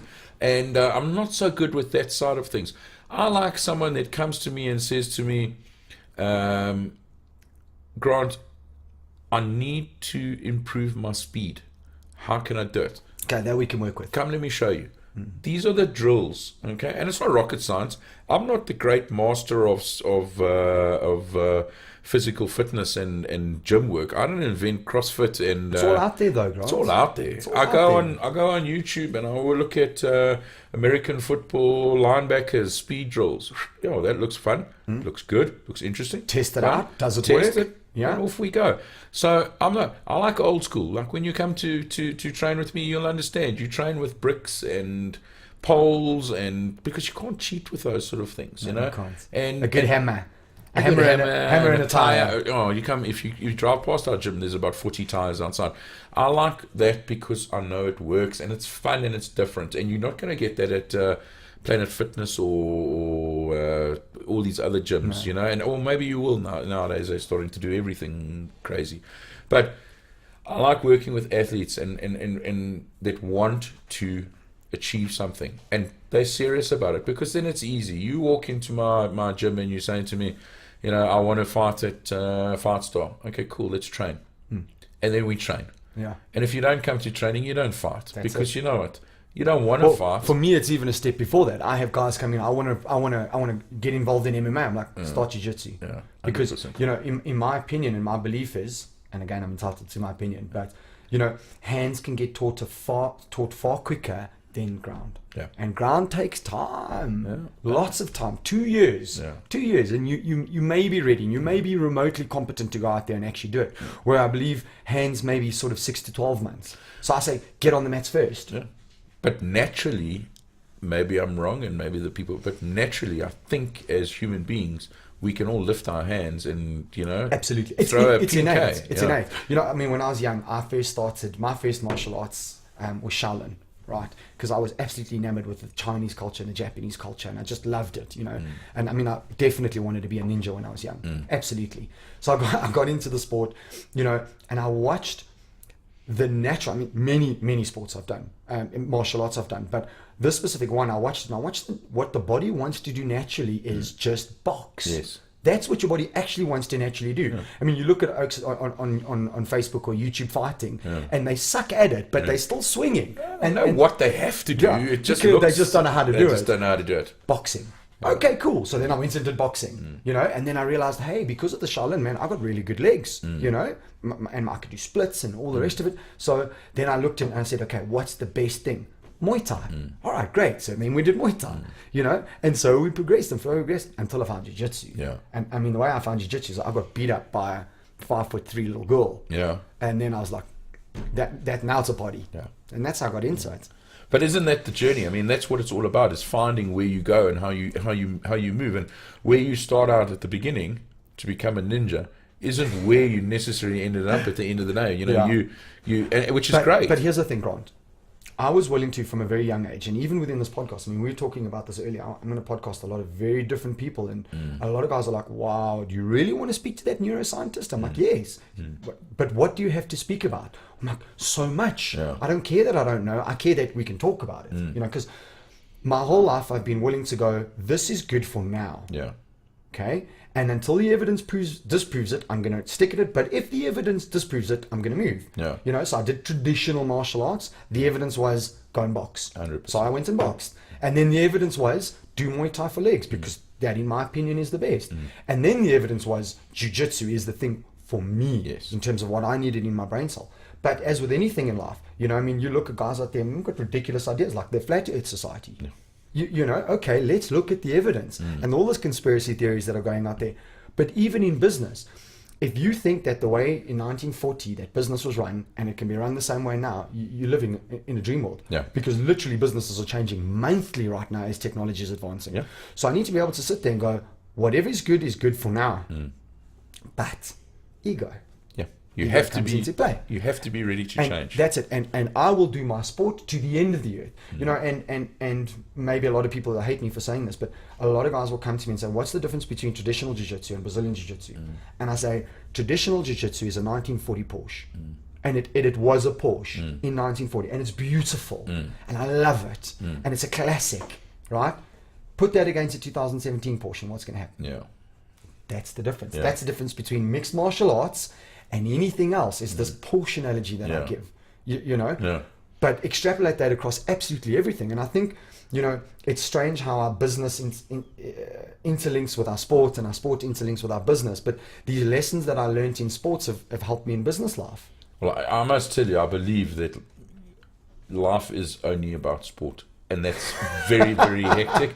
But I mean, and you're going to have to quantify that. Yeah, the parents laugh at me at school because we go, do you know there's a maths test? It's like, we didn't sign up for school. We signed up for sport, because sport creates you. Sport creates your character, your teamwork, who you are, what you are, and it does. Sport defines people. You know, you become a leader, or a challenger, or whatever on the sports field. And that's what I believe. I believe that if you're competing against anyone, you drive to be better. What about kids that simply, because of whatever reason, genetics or whatever the case may be, simply aren't suited for sports? Well, again, you know, sport. You look at sports these days, and I mean, video games is a sport. No, I was about to say EA is a sport, yeah. And I roll. So would you consider that a sport? I would consider that an activity. Do you know that they've got mental coaches? Yeah. No, and they Team get paid more. managers? They get paid more money than half these oaks that are. If you make it. If you make it, Yeah. 100%. Yeah, if you For make me, it. But yeah, that's sports. yeah. So, but again, you know, so for a kid that can't, my biggest thing is that a kid that can't, like, I don't believe there are kids that can't. Okay, at Keps, where my youngest son Matthew is, there's a kid there, and he was born with a defect in his leg, and he walks with a little bit of a limp, or it's, you know, a little bit, it's quite a big. And I asked him the other day, and I said, "What's wrong with him?" And Matthew looked at me and said, "Nothing. He plays rugby, he plays cricket, You're joking. and How he fantastic. does everything." I don't believe in can't, and it sounds like, oh yeah, here we go again. You Yeah. know, there we go. Self-help. Off you go, self-help, Self-help. you know, self-help book. Self-help. Buy my self-help book, you know. But I don't believe in it, because if your kid might not ever be a professional sports person, But they can still play sports. but they can still play sport. Are they having fun? Okay, and the thing is that they don't have to win if that's your mentality. And again, my mentality is we win. You know, you finish first or you learn. I don't. There's no losing. There's no losing. Okay, but you work harder to finish first next time. You know, and you learn from what you did wrong, and that's what my mentality is. Whether it's right or wrong, I don't know, but it's my mentality, and it's not going to change. I'm not going to wake up tomorrow morning and become this softy little guy that goes, "Oh, okay, all right, everyone at Fightstar that competes is going to get a medal now." Yes. I Because don't. that's doing everybody, including everyone, a I don't disservice. give everyone a medal. I don't give medals, because I believe that you want to fight. That fight for yourself is enough. You want a medal for winning, and you want a medal for losing. No, what they want is a medal for competing. A medal for competing, that's the big No, thing but you it's see. easy to compete. A lot harder to win. Yes. And Winning that's takes work, competing is easy. I that's- just have to show up. Yeah, that's my opinion on that sort of thing. Is that you need to become winners in life. You need to, and winners might not mean being the best rugby player or being the best this, but it might mean achieving the highest marks in your class. It might mean achieving the most out of what you want out of life. You need to become a winner. You need to walk around as a winner. Because winning, take the word success. Success is very subjective. Your success and my success are two completely different successes. But as long as I'm chasing my success goal, as long as I'm chasing my North Star, and my North Star and your North Star are two completely 100%. different. And you need to, and this is the biggest lesson that people need to follow, and it's the hardest thing to do, is not worry about what other people think. Because at the end of the day, they have little influence in what you're going to achieve unless they're involved. And if you surround yourself with positive people that are like-minded individuals, you will achieve your goal, because everyone works together. It's more. But and it depends what you want, you know, and it's great just to have someone go. And I've got lots of mates, and they look at me like I'm crazy, you know. My mates from the school, they look at me like, phew, and my wife sometimes goes, sure, this guy's you know, you need to, until Lexi swims in a gala, and my wife Heather's running up and down the pool shouting, go, go, go. And when she wins gold medal, she's up there in the what's her name. And you know, again, it's that Oliff drive that was installed in me, was installed in my kids. But you know, you hit the nail on the head there. Was installed in me. Yeah. You know, and you got given it, and as a result, you give it. Yeah. And sometimes people need to turn around and go and take a very hard look at their parenting styles and go, all right, it wasn't instilled in me, okay? But that doesn't mean that I can't make a change, that I can't make something different. I mean, I've got a very good friend of mine whose father, for a lack of a better word, was completely absent in his life, right? And if he had to follow his father's footsteps, you know, he would be a terrible father. Yeah. But he's done the complete opposite. He's taken a hard look at himself and gone, right, this is what I have to do. This is what I would have wanted. Correct. To do the best for my kids. Yeah. Right? Not what I want to do, what I need to do, and what I have to do, and how I have to change myself. And it comes down to this change. I don't understand why we as human beings, I mean, the only constant in life is change. Yeah. Right? I don't understand why. It's genetics. Yeah. I get it. And it comes from hundreds of thousands of years ago. But we are so adverse to change. Yeah.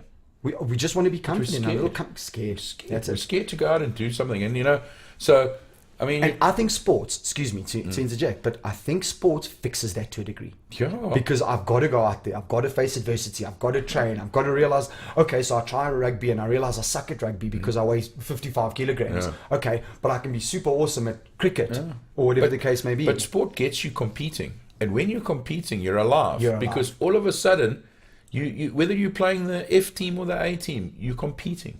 And people like to win, let's be honest. Of course. So people give up because they lose. They're tired of losing. And that's something that you can change. You know, that's something that you can change. So why give up? It doesn't make sense, you know. And yes, I know life's hard and this and that and 100%. You know, it's in a perfect world, we're all superstars, you know. But it's the decisions. If only. You know, it's the decisions you make, and that's the thing I think is from parenting on my side. If I can give my kids the information to make the correct decisions, you know. So I'll give you an example. We go on holiday once a year. We go away for 3 weeks. We have no cell phones. We have nothing. We do nothing. You remove the cell phones. Everything. So we go to the sea. We go and we just have a family holiday. The deal is very simple. With my kids, they understand. I train from 5 until 7 every morning. They wake me up with a cup of coffee, and we go and train. They don't come with a cup of coffee. We don't train. It's fine. Last year, okay, 3 days of a 3-week holiday. It was Christmas Day, New Year's Day, and one other day. They didn't wake me up to go and train. The rest of the time, they did it. You see. There's no pressure on it. It's a choice. It's a choice that they make, and they go and do it, and they train. And let me tell you, sometimes I send them on an 8K run, and I sit on the park bench and go back to sleep, and they do it, okay? And that's the thing, is that there's a difference between pushing your kid into something and guiding your kid into something, and that's the fine line that all parents need to find. Because that incessant mad push is just as dangerous. 100%. And you become crazy. And I watch it on the side of the rugby field, and I look and I listen to grown men tell me how crap that 12-year-old kid is. And I'm like, really? He's 12. He's 12 years old. Like, come on. You know what I mean? He's not a Springbok yet. Yeah. You know what I mean? Give him a chance, you know. And it's horrible, and it's competitive, and it's a nasty game, but that's the world we live in, and that's if you want to do that. But that's the realities of life. It's the reality of life, and you know what? You can either put your head in the sand, or you can attack it. And you know, it's called ostrich parasitic syndrome. There we go. Gad Sad came up with that term, ostrich parasitic syndrome, where I'm just going to stick my head in the ground, and I'm going to refute your reality because I want to focus on my reality. 100%. And parents sort of just let things go by, you know. And I think they need to be more involved. I think you need to be more involved in your kid's life than parents are today, because and life's hectic. I know that. I get that. But you know, I'm 37 years old. I'm fairly successful in my life. Gym is okay. I don't think I'm the dumbest person out there. You know, I'm fairly well read, and I'm still shit scared to have kids because I understand the responsibility and the weight of having that little creation, which is absolutely in your hands, right? And turning that little creation into something. And I just don't get how there's people out there who just procreate. Yeah.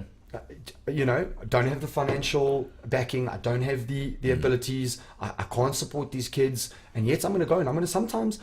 okay, mistakes happen, but I'm going to consciously decide to bring a child into this life. Yeah. And then we've got to turn around and go and worry why there's so many kids who don't have the right opportunities. Yeah, you know, 100%. I should have a kid. Yeah. You know, I mean, if you look at the position in my life I'm at, I should have a child, and I'm scared. Yeah. And you've got somebody who's 19 who's like, I'm going to get pregnant. Yeah. Wow. But people are dumb, man. Simple as that. People are If dumb. I was president of the world, Grant, this is going to sound so bad, eh? But I think you'd need two things, right? We'd need to do a financials on you, right? And then we'd need to do a little bit of an IQ test as well. Yeah. Right? Because you can go out there and you can get a license for a car, a license for a boat, but you don't need a license to procreate. Yeah.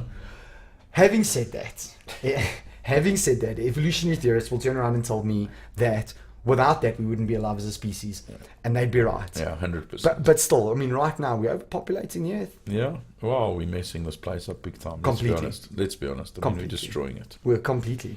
Yeah. And there's not much we can do about it right now because we sort of seem to be a little bit powerless. Right. No worries. I thought Carry I turned on. it off. It was vibrating. Yeah. All right. I want to quickly ask you something. Searching for a scrap. Yes. Right. So you've started the show. Yes. What was the motivation behind the show? Oh man, I want to have fun doing MMA. So tell everybody, what is Searching for a Scrap? Searching for a Scrap, we've got an 8-man competition. We've selected 8 athletes and bantamweights, and we're going to fight them off in a knockout sort of challenge over a 3-month period. Okay. And find the winner, the best bantamweight that we can find. Okay, so how does the show work now? Because it's called Searching for a Scrap, but they're not in a house or anything. No. How is it working? So, you know, I've watched a lot of reality shows, a lot of MMA reality shows and things like that. And what I'm trying to do, or what I want to do, is I want to sort of put everything together. So we're gonna film the guys in their lifestyles so that we understand who these guys actually are, what they actually do. You know, do you understand that the guy goes to work at 7 o'clock every morning and is a accountant and works with numbers and does that, and then he goes and trains for 4 hours?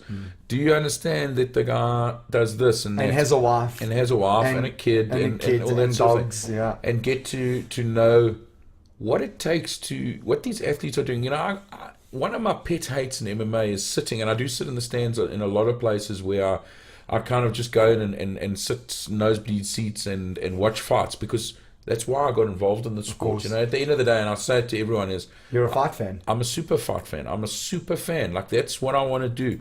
So I watch UFC, I watch I watch Bama, like I watch MMA, you know, Bellator, and it's hilarious because my 6-year-old is, are you watching Fightstar again? It's like, it's all Fightstar, baby. Is that what she calls it? Fightstar.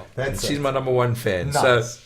So and one thing that really irks me, and I don't say anything because I know that the public aren't educated, but is the guy sitting there with his hot dog and his beer and going, yeah, you know, this bloke doesn't look like he's in shape, and, you know, I don't understand why he just doesn't do this, and why doesn't he just do that? Of course. So I want to try and tell a story about our amateur MMA athletes, and these are good amateur MMA athletes. These are guys that train like pros, work full time like a lot of our pros, but I wanted to try and create a platform to show people what they do. And the aim of the program is to get on a plane and travel throughout South Africa and the next show, and eventually throughout Africa, and find athletes that we can bring back to South Africa and fight. Brilliant. Because at the end of the day, I want to fight the best against the best. So if you're telling me that you've got your best athlete and you're in Namibia and he will beat anyone that I've got here, let me tell you a story. There are some very serious guys in Angola. Big time. Let me tell you. Yeah. And even Mauritius. Yeah. Mauritius has got some I'd love to go to Mauritius for a week and look for talent. Well, you know, I've got a club there. Awesome. You know what I mean? And I'm connected to Taufik, who's the president of the Mission Brazilian Jiu-Jitsu Federation. Yeah. So I mean, we can make that happen. Yeah. But, okay, so initially now, it's South African boys? It's South African guys. We've selected 8 Fightstar athletes that have got a good record on Fightstars. And we're following them around. We're going to set up a couple of challenges in the new year where they're going to go out and do challenges against each other, have fun, and just really get I want people to know who these guys are, and On a personal on a level. personal level. I want them to understand that when they're going into a fight, it's a serious thing, and we're going to try and build a story around these 8 guys that are going out to fight, and eventually we'll have one winner, and that winner gets. He's going to get a 50,000 rand guaranteed fight contract. It's three fights over 1 year. So it's brilliant. guaranteed 15,000 rand per fight. We'll give him a 5,000 rand signing on bonus. We've done a deal with a fight promotion in Thailand called Primal, and they're going to get a guaranteed international fight in Thailand on their show. Brilliant. And they're going to get over 200,000 rands worth of prizes. So we've got RDX that is going to give them a full year sponsorship on gear. SCJ, which is going to give them clothing for the year. We've organized with our medical sports persons brokers that are going to give them medical aid for the year. Wow. And those are kind of sponsors that people look at and go, oh, they must be benefiting from it. So our medical sponsor, No, we don't get a cent out of it. of course not. They can't. They're brokers. Well, they're brokers. Yeah. It only goes to the athletes. And those are deals that we worked 6 months putting in place, that the athletes Yeah. are protected at Fightstar's. It's not like we get money out of it and then go, okay, well, the athletes can have 20,000 rand or 10,000 rand, so we get our athletes are covered up to 250,000 rand per show that they fight, to go to hospital and if anything happens and things like that. Grant, And there's no it's so other necessary. amateur promotion that does that. No, it's so necessary. And it's massive. And the thing is that every single fight star that I do, and I do stress about the athletes, is you worry, and I know somebody it's, gonna get it's injured just and- soft tissue. No, but go and get it checked out. Yeah. This time I sent 3 or 4 guys off to the hospital. I loved it. Yeah, Go and get it go. checked out. Go. I want to know what the doctor says. Go. We had no serious injuries. Brilliant. But I had peace of mind. But what if? What if? What if there's a broken leg? And I've had a broken leg on my show before. And who pays for that? And that's the whole thing, is that at the end of the day, the promotion, the amateurs fight, they sign these forms from MMA South Africa, and it's like, we'll not hold you responsible, we'll not do this, we'll not do that, we'll not, and I get them to sign it because who pays for it? Yeah. And it, Look, you need to protect yourself you need at to the end of the protect day. yourself, and But- you need to, as I said earlier, you need to understand business and understand being a promoter and understand being an athlete lover. You know what I Yes. mean? And But now you got to marry both. You get Yeah. to protect yourself on the one end, and you get Yeah. to look after the So- fighters on the other end, which For- is flipping great. for me, the only way Fightstar ever works is that if I look after the fighters. That's the only way Fightstar ever works, and I'll be proved wrong. I'm sure I will. But your promotion is your athletes. That is what your promotion is about. Of course. Well, And- without the athletes, there's no fight stars. there's no Just like fight without stars. people, there's no businesses. Yeah. So for me, it's about looking after and developing who we've got on our show and things like that. And it's, people get frustrated with me because I set the searching for a scrap up, and we chose athletes. And the guys came to me and they go, "Oh, you remember you spoke to my athlete about I'm interested." I'm like, "But I gave you an opportunity. You were fighting in another promotion. I moved on." Of course. Well, you've got to work with who you can work with. And and it's like, I can only give you what you give me back. We can only work hand in hand, I'm not going to try and beat a dead horse. Either you back Fight Stars and we grow, or you don't. And it's cool because there's another guy coming around the corner. It's your choice. It's your choice. You're not obliged to do anything. Of course. Okay, you choose to do this. So for me, it's about growing and about where we can go. And it's about the athletes. If I can turn around at the end of this program and go, there's 8 athletes that are now known by name. There we Okay, I've achieved something. If there's 2 athletes that are known by name, I've achieved something. Because athletes that turn pro, and we discussed it earlier, aren't known. They aren't known until they become a Soldier Boy or a Drickus. Yeah. Then they know. No, you Of know course. what? You're involved in that MMA. I know that Soldier Boy. Yes, that's I know that guy. Oh, Yeah. or Connor, that Irish guy. Yeah. I know him. You know what I mean? He's awesome, man. He's awesome, man. Yeah. Oh, do you know the other 800 Oaks that train, and fight and things like that? But Never of heard course them. not, because how would they? Exactly. And this is the platform That's that the you give platform, them. yeah. That's exactly what the... Oh, my goodness. They'll learn us. That's exactly what the platform is about, is how how do we create? And yes, I'm doing it for Fightstar brand. 100%. It's my business. It's what I want to do. And if Fightstar's not successful, you're not going to be successful. So we need to grow together and we need to work together. And I'm trying to get the gyms involved. And the gyms have been fantastic. Like, do you want to mention who the 8 are? so, do you know them? yeah, 100%. It's Katiso, Orlando. Sorry, Katiso fights out of? MMASA in Pretoria. Okay, cool. Orlando fights out of House of Tinkerbell. Yeah. Sean Jabir fights out of House of Tinkerbell. Jan Paul fights from Dominators Den. God knows Globo fights from Tap Out. Daniel Duda from Tap Out. And of course, I'm forgetting the champ who will kill me now. Sorry, champ. And Kozi, who fights out of Nova. And these guys have engaged it. You know, I've asked them to send me footage. Take a phone. So Vodacom have very graciously supplied us cell phones. They've given us a cell phone. We've given it to the athletes. And I wanted to ask, these cell phones have actually got airtime contracts on them? They don't have airtime contracts. Okay. They're just normal, normal cell phone. And the guys record, and you know, we upload the footage and we watch, and we've asked, and the footage has been hilarious, you know, and it's fantastic. It's amazing what these guys are doing, and some of them will get there, but some of them have been absolutely crazy in some of the stuff they've sent me. It's brilliant. And you know, here's the thing, it's real. Yeah, it's real 100% life, real. and it's authentic, and god damn it, we need authentic. Yeah. So, and that's what the show's about. You know, I wanted to try and mix as many of the reality shows out there into one, and go, you know, we want to go and travel at the next show. We want to go down. Chris Bright's got a great lightweight, Shane Higgins, and we want to go down to PE and get him involved in the story. I want to go to Cape Town and Durban, Bloemfontein and Joburg, and that's how we want to progress. You know, we want to do lightweights next time. I'm already started looking for the lightweights that we want, and we'll get there. But we want to, as I say, we want to get on the plane and go and watch.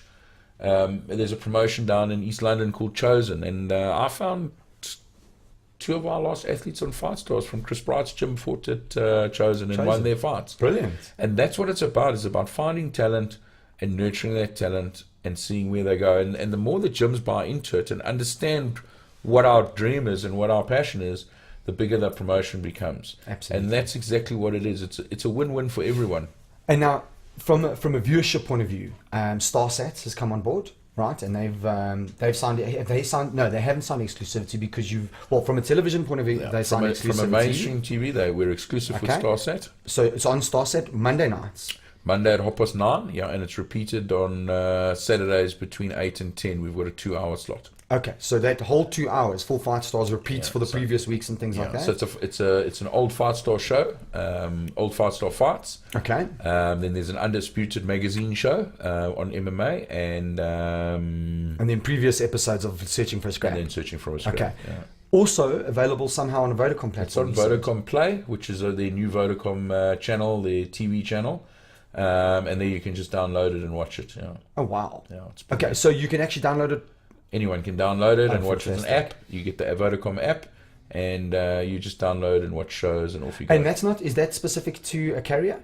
No. No, you can watch it. I watched. We've been streaming on Vodacom for 3 shows now. So I watched all our old fights on, and I'm on MTN. So, okay. So we've had 3 shows so far, right? Yeah. You say that it's running for 3 months. We had 2 shows. Sorry, 2 shows. That's right. Yes. Yeah. So the I know the last one was. So I'm just trying to think who the last show was. The last show was Sean Jabir in Orlando. That's right. Yeah. Sean in Orlando. Correct. And the first show. The first show was an introduction to what we are trying to achieve and all the sponsors. Okay. So we got interviews with all the sponsors, why they're involved, what the prizes are, and try to set it up with that. I got you. So introduction. Now running up to March. Yes. Is March the pinnacle? March is the final show. Yes. The final show. Final fight. And how many times will the guys be fighting? The guys will actually be fighting 3 times, so over 3 periods. So we've got quarterfinals, semifinals, and finals. But all the competitors will fight at each of the fight stars. So they will continue in the show, which is something that I wanted to do as well. Because a lot of the reality shows, when you lose, you're out. Yes. Bye-bye. Cheers. Yeah. See you later. So for me, it's like Yeah, and I had a bad day. I had a bad day, you know. Correct. So the other fighter was on, I was off. we're going to fight the 8 fighters against each other over and over and again. Well, not over and over and again, but for over the whole show. Correct. And we're going to keep them in the show and keep people understanding what they're going through, because, you know, sometimes when you lose, it's a hell of a lot harder lesson than winning, than anything you can do, you know. And that's what we want to get across as well. You know, how hard is it to lose and to get knocked out when you think you're going to win the show, and then still have to come back a month later and fight again, knowing that you're out of the show? It's a tough lesson, and it's are you going to be willing to put the heart in? Are you going to be willing to pick your Are you ready to train? Yeah. You got to make weight again. You got to do this, and that's tough. That's a hard ask. And that's what people don't understand, and that's what life of an athlete is about. Is how those hard decisions are made. Are you going to cope? In so many fighters, and we've seen it in so many sports, we've seen where losses can either make or break athletes in their entirety. You know, we see even in the UFC, we've seen losses completely break people, and in other instances, that loss was that catalyst that guy needed to just go on and become a superstar. 100%. Yeah. And I mean, that's what you're really providing the guys. 100%. And again, like I said, and I've said it a couple of times, and I will carry on saying it, is as long as you're getting tested in life and keep testing yourselves and going, you're going to fail, you're going to lose. Of course. Who cares? It doesn't matter.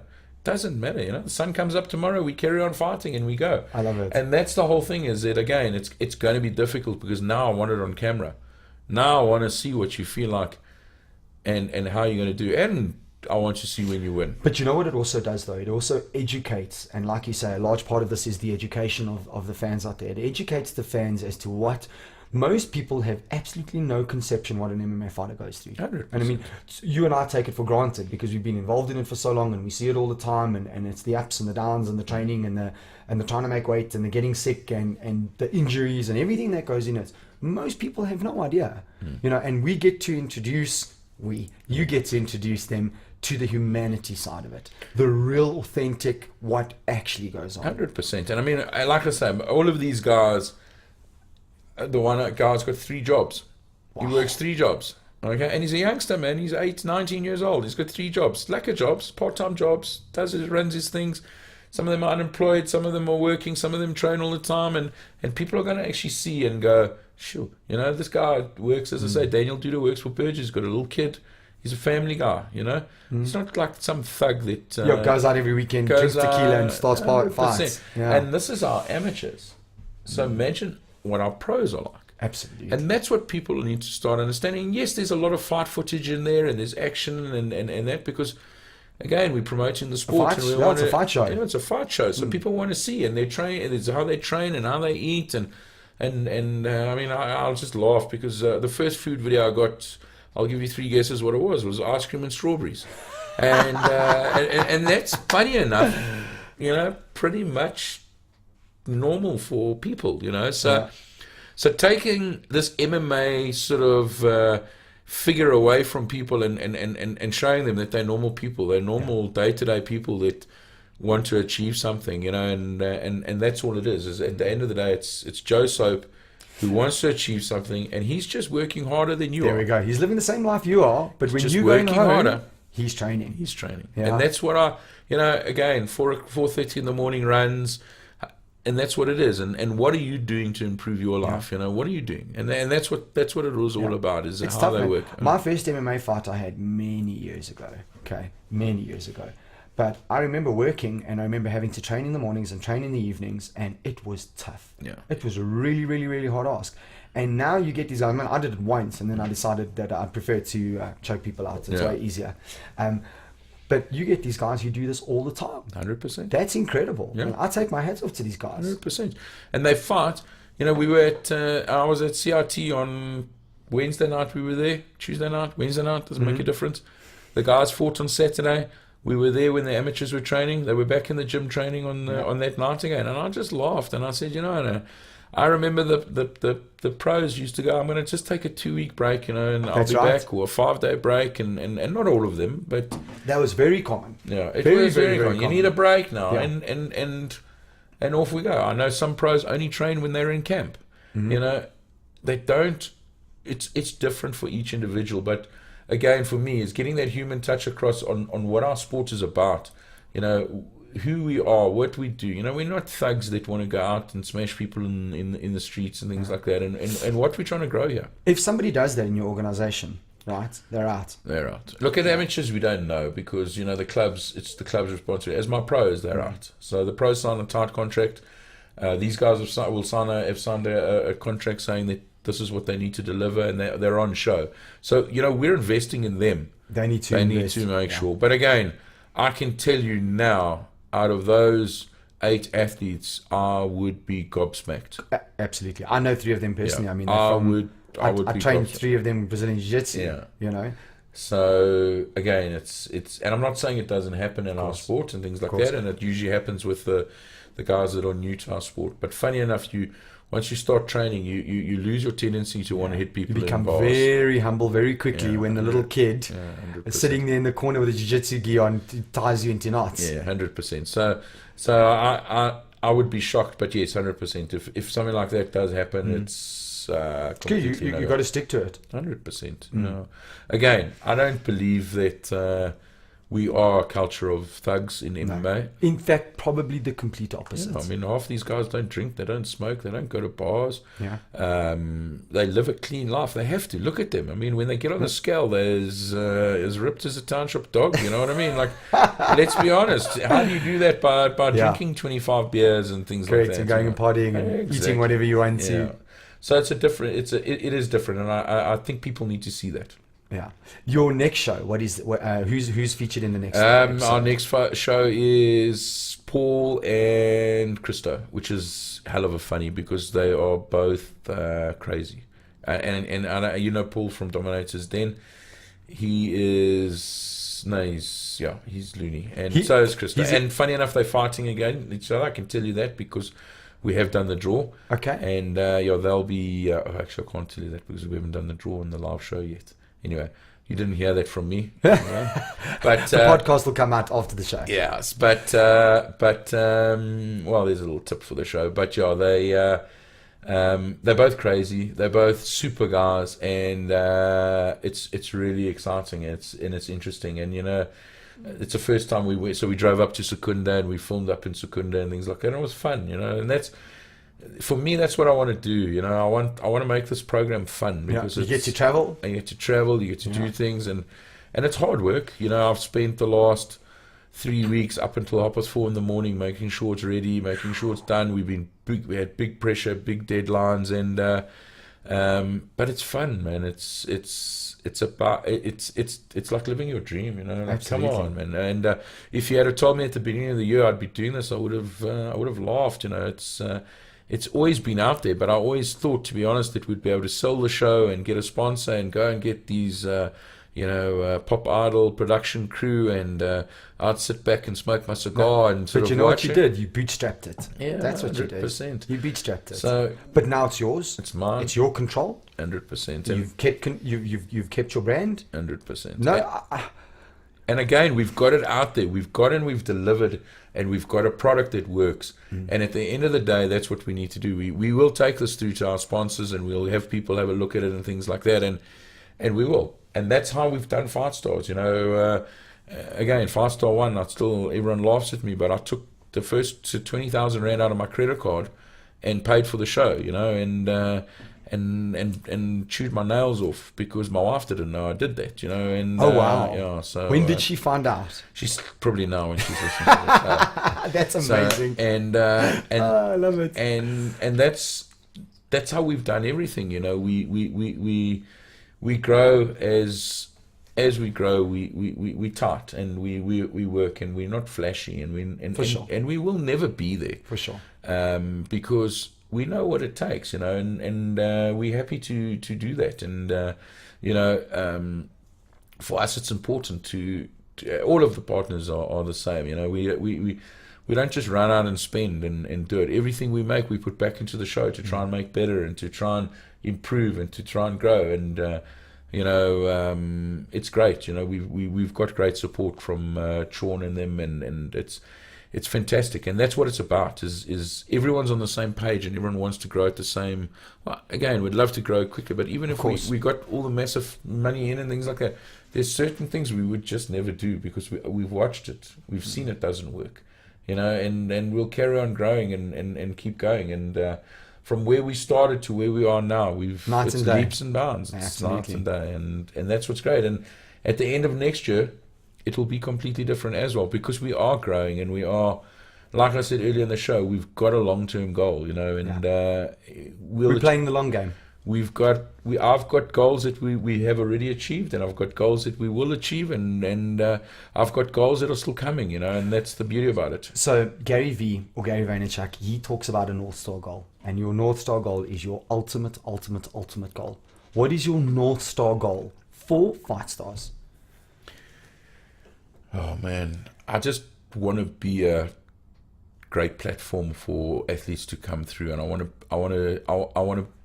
it to be the best show that it can possibly be for athletes coming through, and I want the athletes and the fans and everyone I just want it to be big and out there, if you know what I mean. It needs to be there. I don't want to be a UFC or whatever. I just want to be a Fightstar. I just want to be what we are. Be true to you. And I want to do it to the best that we can do it. And that's my ultimate goal. Is I know it's not what people want to hear. They want to be the biggest and the best in the world, and how do you compete with $4 billion? No, you don't. Okay, and we got to know our place. Realities. Yeah, absolutely. And I just want to make sure that we are the best platform that we can be with whatever we've got and whatever and however it goes, and that the athletes are looked after at the end of the day. And that for me is where we go, because again, like I said earlier, once the athletes are looked after, your show grows. That's it. And as the show grows, your athletes get looked after, and the more athletes get involved, and the bigger it is. And that's what it is about. Well, I tell you what, I love what you've done. I love the idea of the show. I love what Fightstars has done. I mean, it's provided us with this platform, as club owners. So from us, thank you very much, Grant. I mean, it really is. It is a great platform. Probably the biggest thing that I respect about you, even before the podcast today, was just how much you care about your fighters, and I can see that you really do, and I'm sure that will never change. It won't change. And again, like, these are guys that want to achieve something in life, and we help them do that. That's what I love doing. We have a shared passion in that. Yeah, we have it. It's actually awesome, and that's what I would love to do. The South African MMA team, these amateurs that we took over, and watching them grow was such an achievement, and things like that. And taking Matt Bursky through to sign his pro contract at EFC. There's been so many highlights that I've witnessed people achieve things that they probably never thought they would, or they always wanted to but weren't sure how to. And that has been so rewarding as we've gone and things like that. And I want more of that. You talk about addiction. That's my addiction. That's my addiction. I want to see a UFC champion come from Fightstar. I want to see it. I don't need to be in I don't need to be in the crowd. I'll watch it on Starsat. But I want to know that we've been part of that guy's road, that guy's journey. And that's what it is at the moment. It's just a journey. And we're having fun. And the more fun we have, the better we get at it. And we'll smash things. And that's what it's about. Absolutely. How amazing, man. Yeah. Well, look, thank you very, very much for your time. I really appreciate it. Like I said when we started off, I know how busy you are. It's been a really, really great podcast.